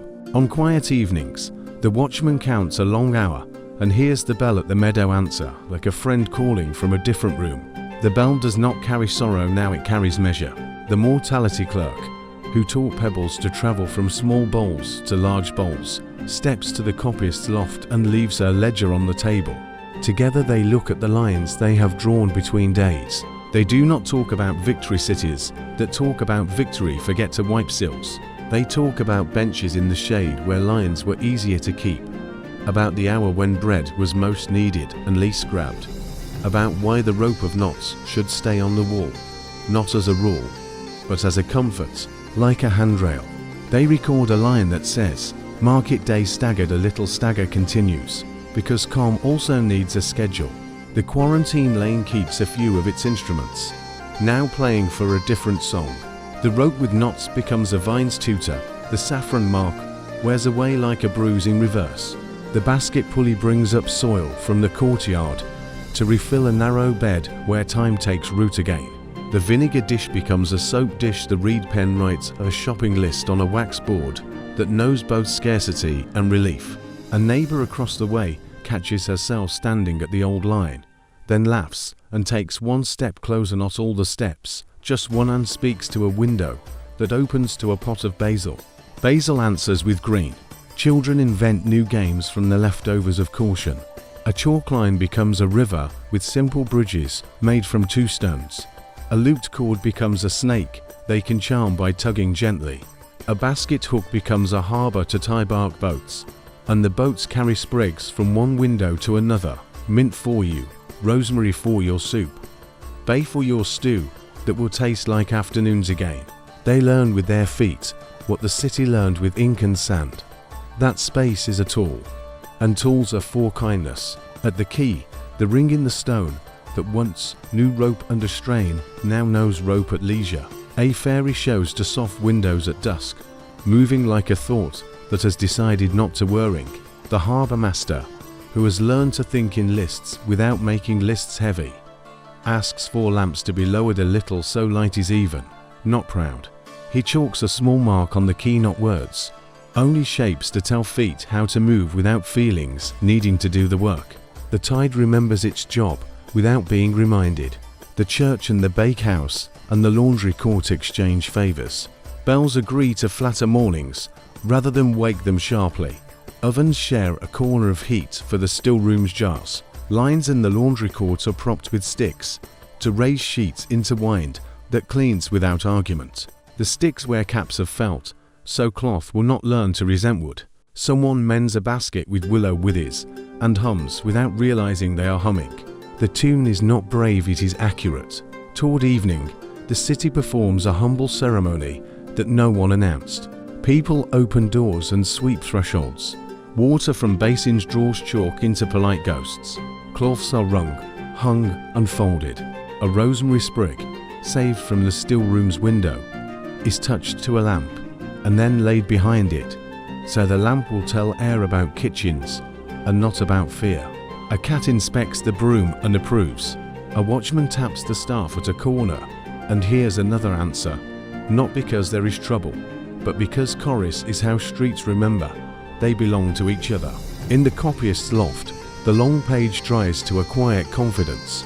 She blows sand away, closes the ink pot, and ties the page with a tape the color of basil because today asked for green. She writes one last line, small and nearly shy. Keep the bowl by the door. It is not a law, it is a habit written down, so that the next time habit stumbles, habit can be shown a path home. She sets a sprig on the sill, not for symbols, only for the way leaves mind their work. Night comes the way a room closes a drawer, gently, to remember where something is.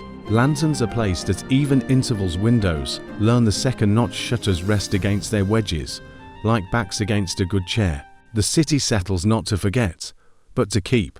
Children sleep with chalk on their hands. Bakers sleep with flour on their wrists. The stillroomer sleeps with ribbon colors in her head.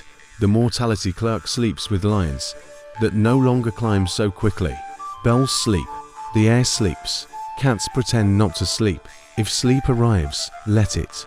Chalk will keep its soft retreat chords, will keep their bows that remember knots. Baskets will keep their new errands of herbs and buttons. Ledgers will keep their lines that tell tomorrow how to be gentle. Hooks will keep a ring, even when no basket hangs. Benches will keep shade. Rings in stone will keep quiet strength. Vinegar bowls will keep their brightness, for silkcloths. Lamps will keep their even light. Harbour windows will keep their small, patient squares. The city will keep your place between what was worried and what is careful, between what was heavy and what is steady, so that morning can inherit a town that learned to open with the same grace it learned to close. Pocket pictures to carry forward. A copyist's bead sliding along a thread-wrapped rod. A chalk circle turning into a pale memory. Under a damp cloth, a looped cord tied in a bow simply because bows are kinda hook below a window. Waiting without impatience, a beam scale resting level with no load. A floating tile in the waterhouse nodding once, and then being still. Basil in a pot on a shelf that remembers baskets. A staff tap answered from a far corner as if rooms were greeting a fairies twin windows, moving like a thought across evening, a long page tied with a tape the color of green. If sleep arrives, let it. The methods will still be standing in the morning, and the city will continue to choose them, one quiet act at a time.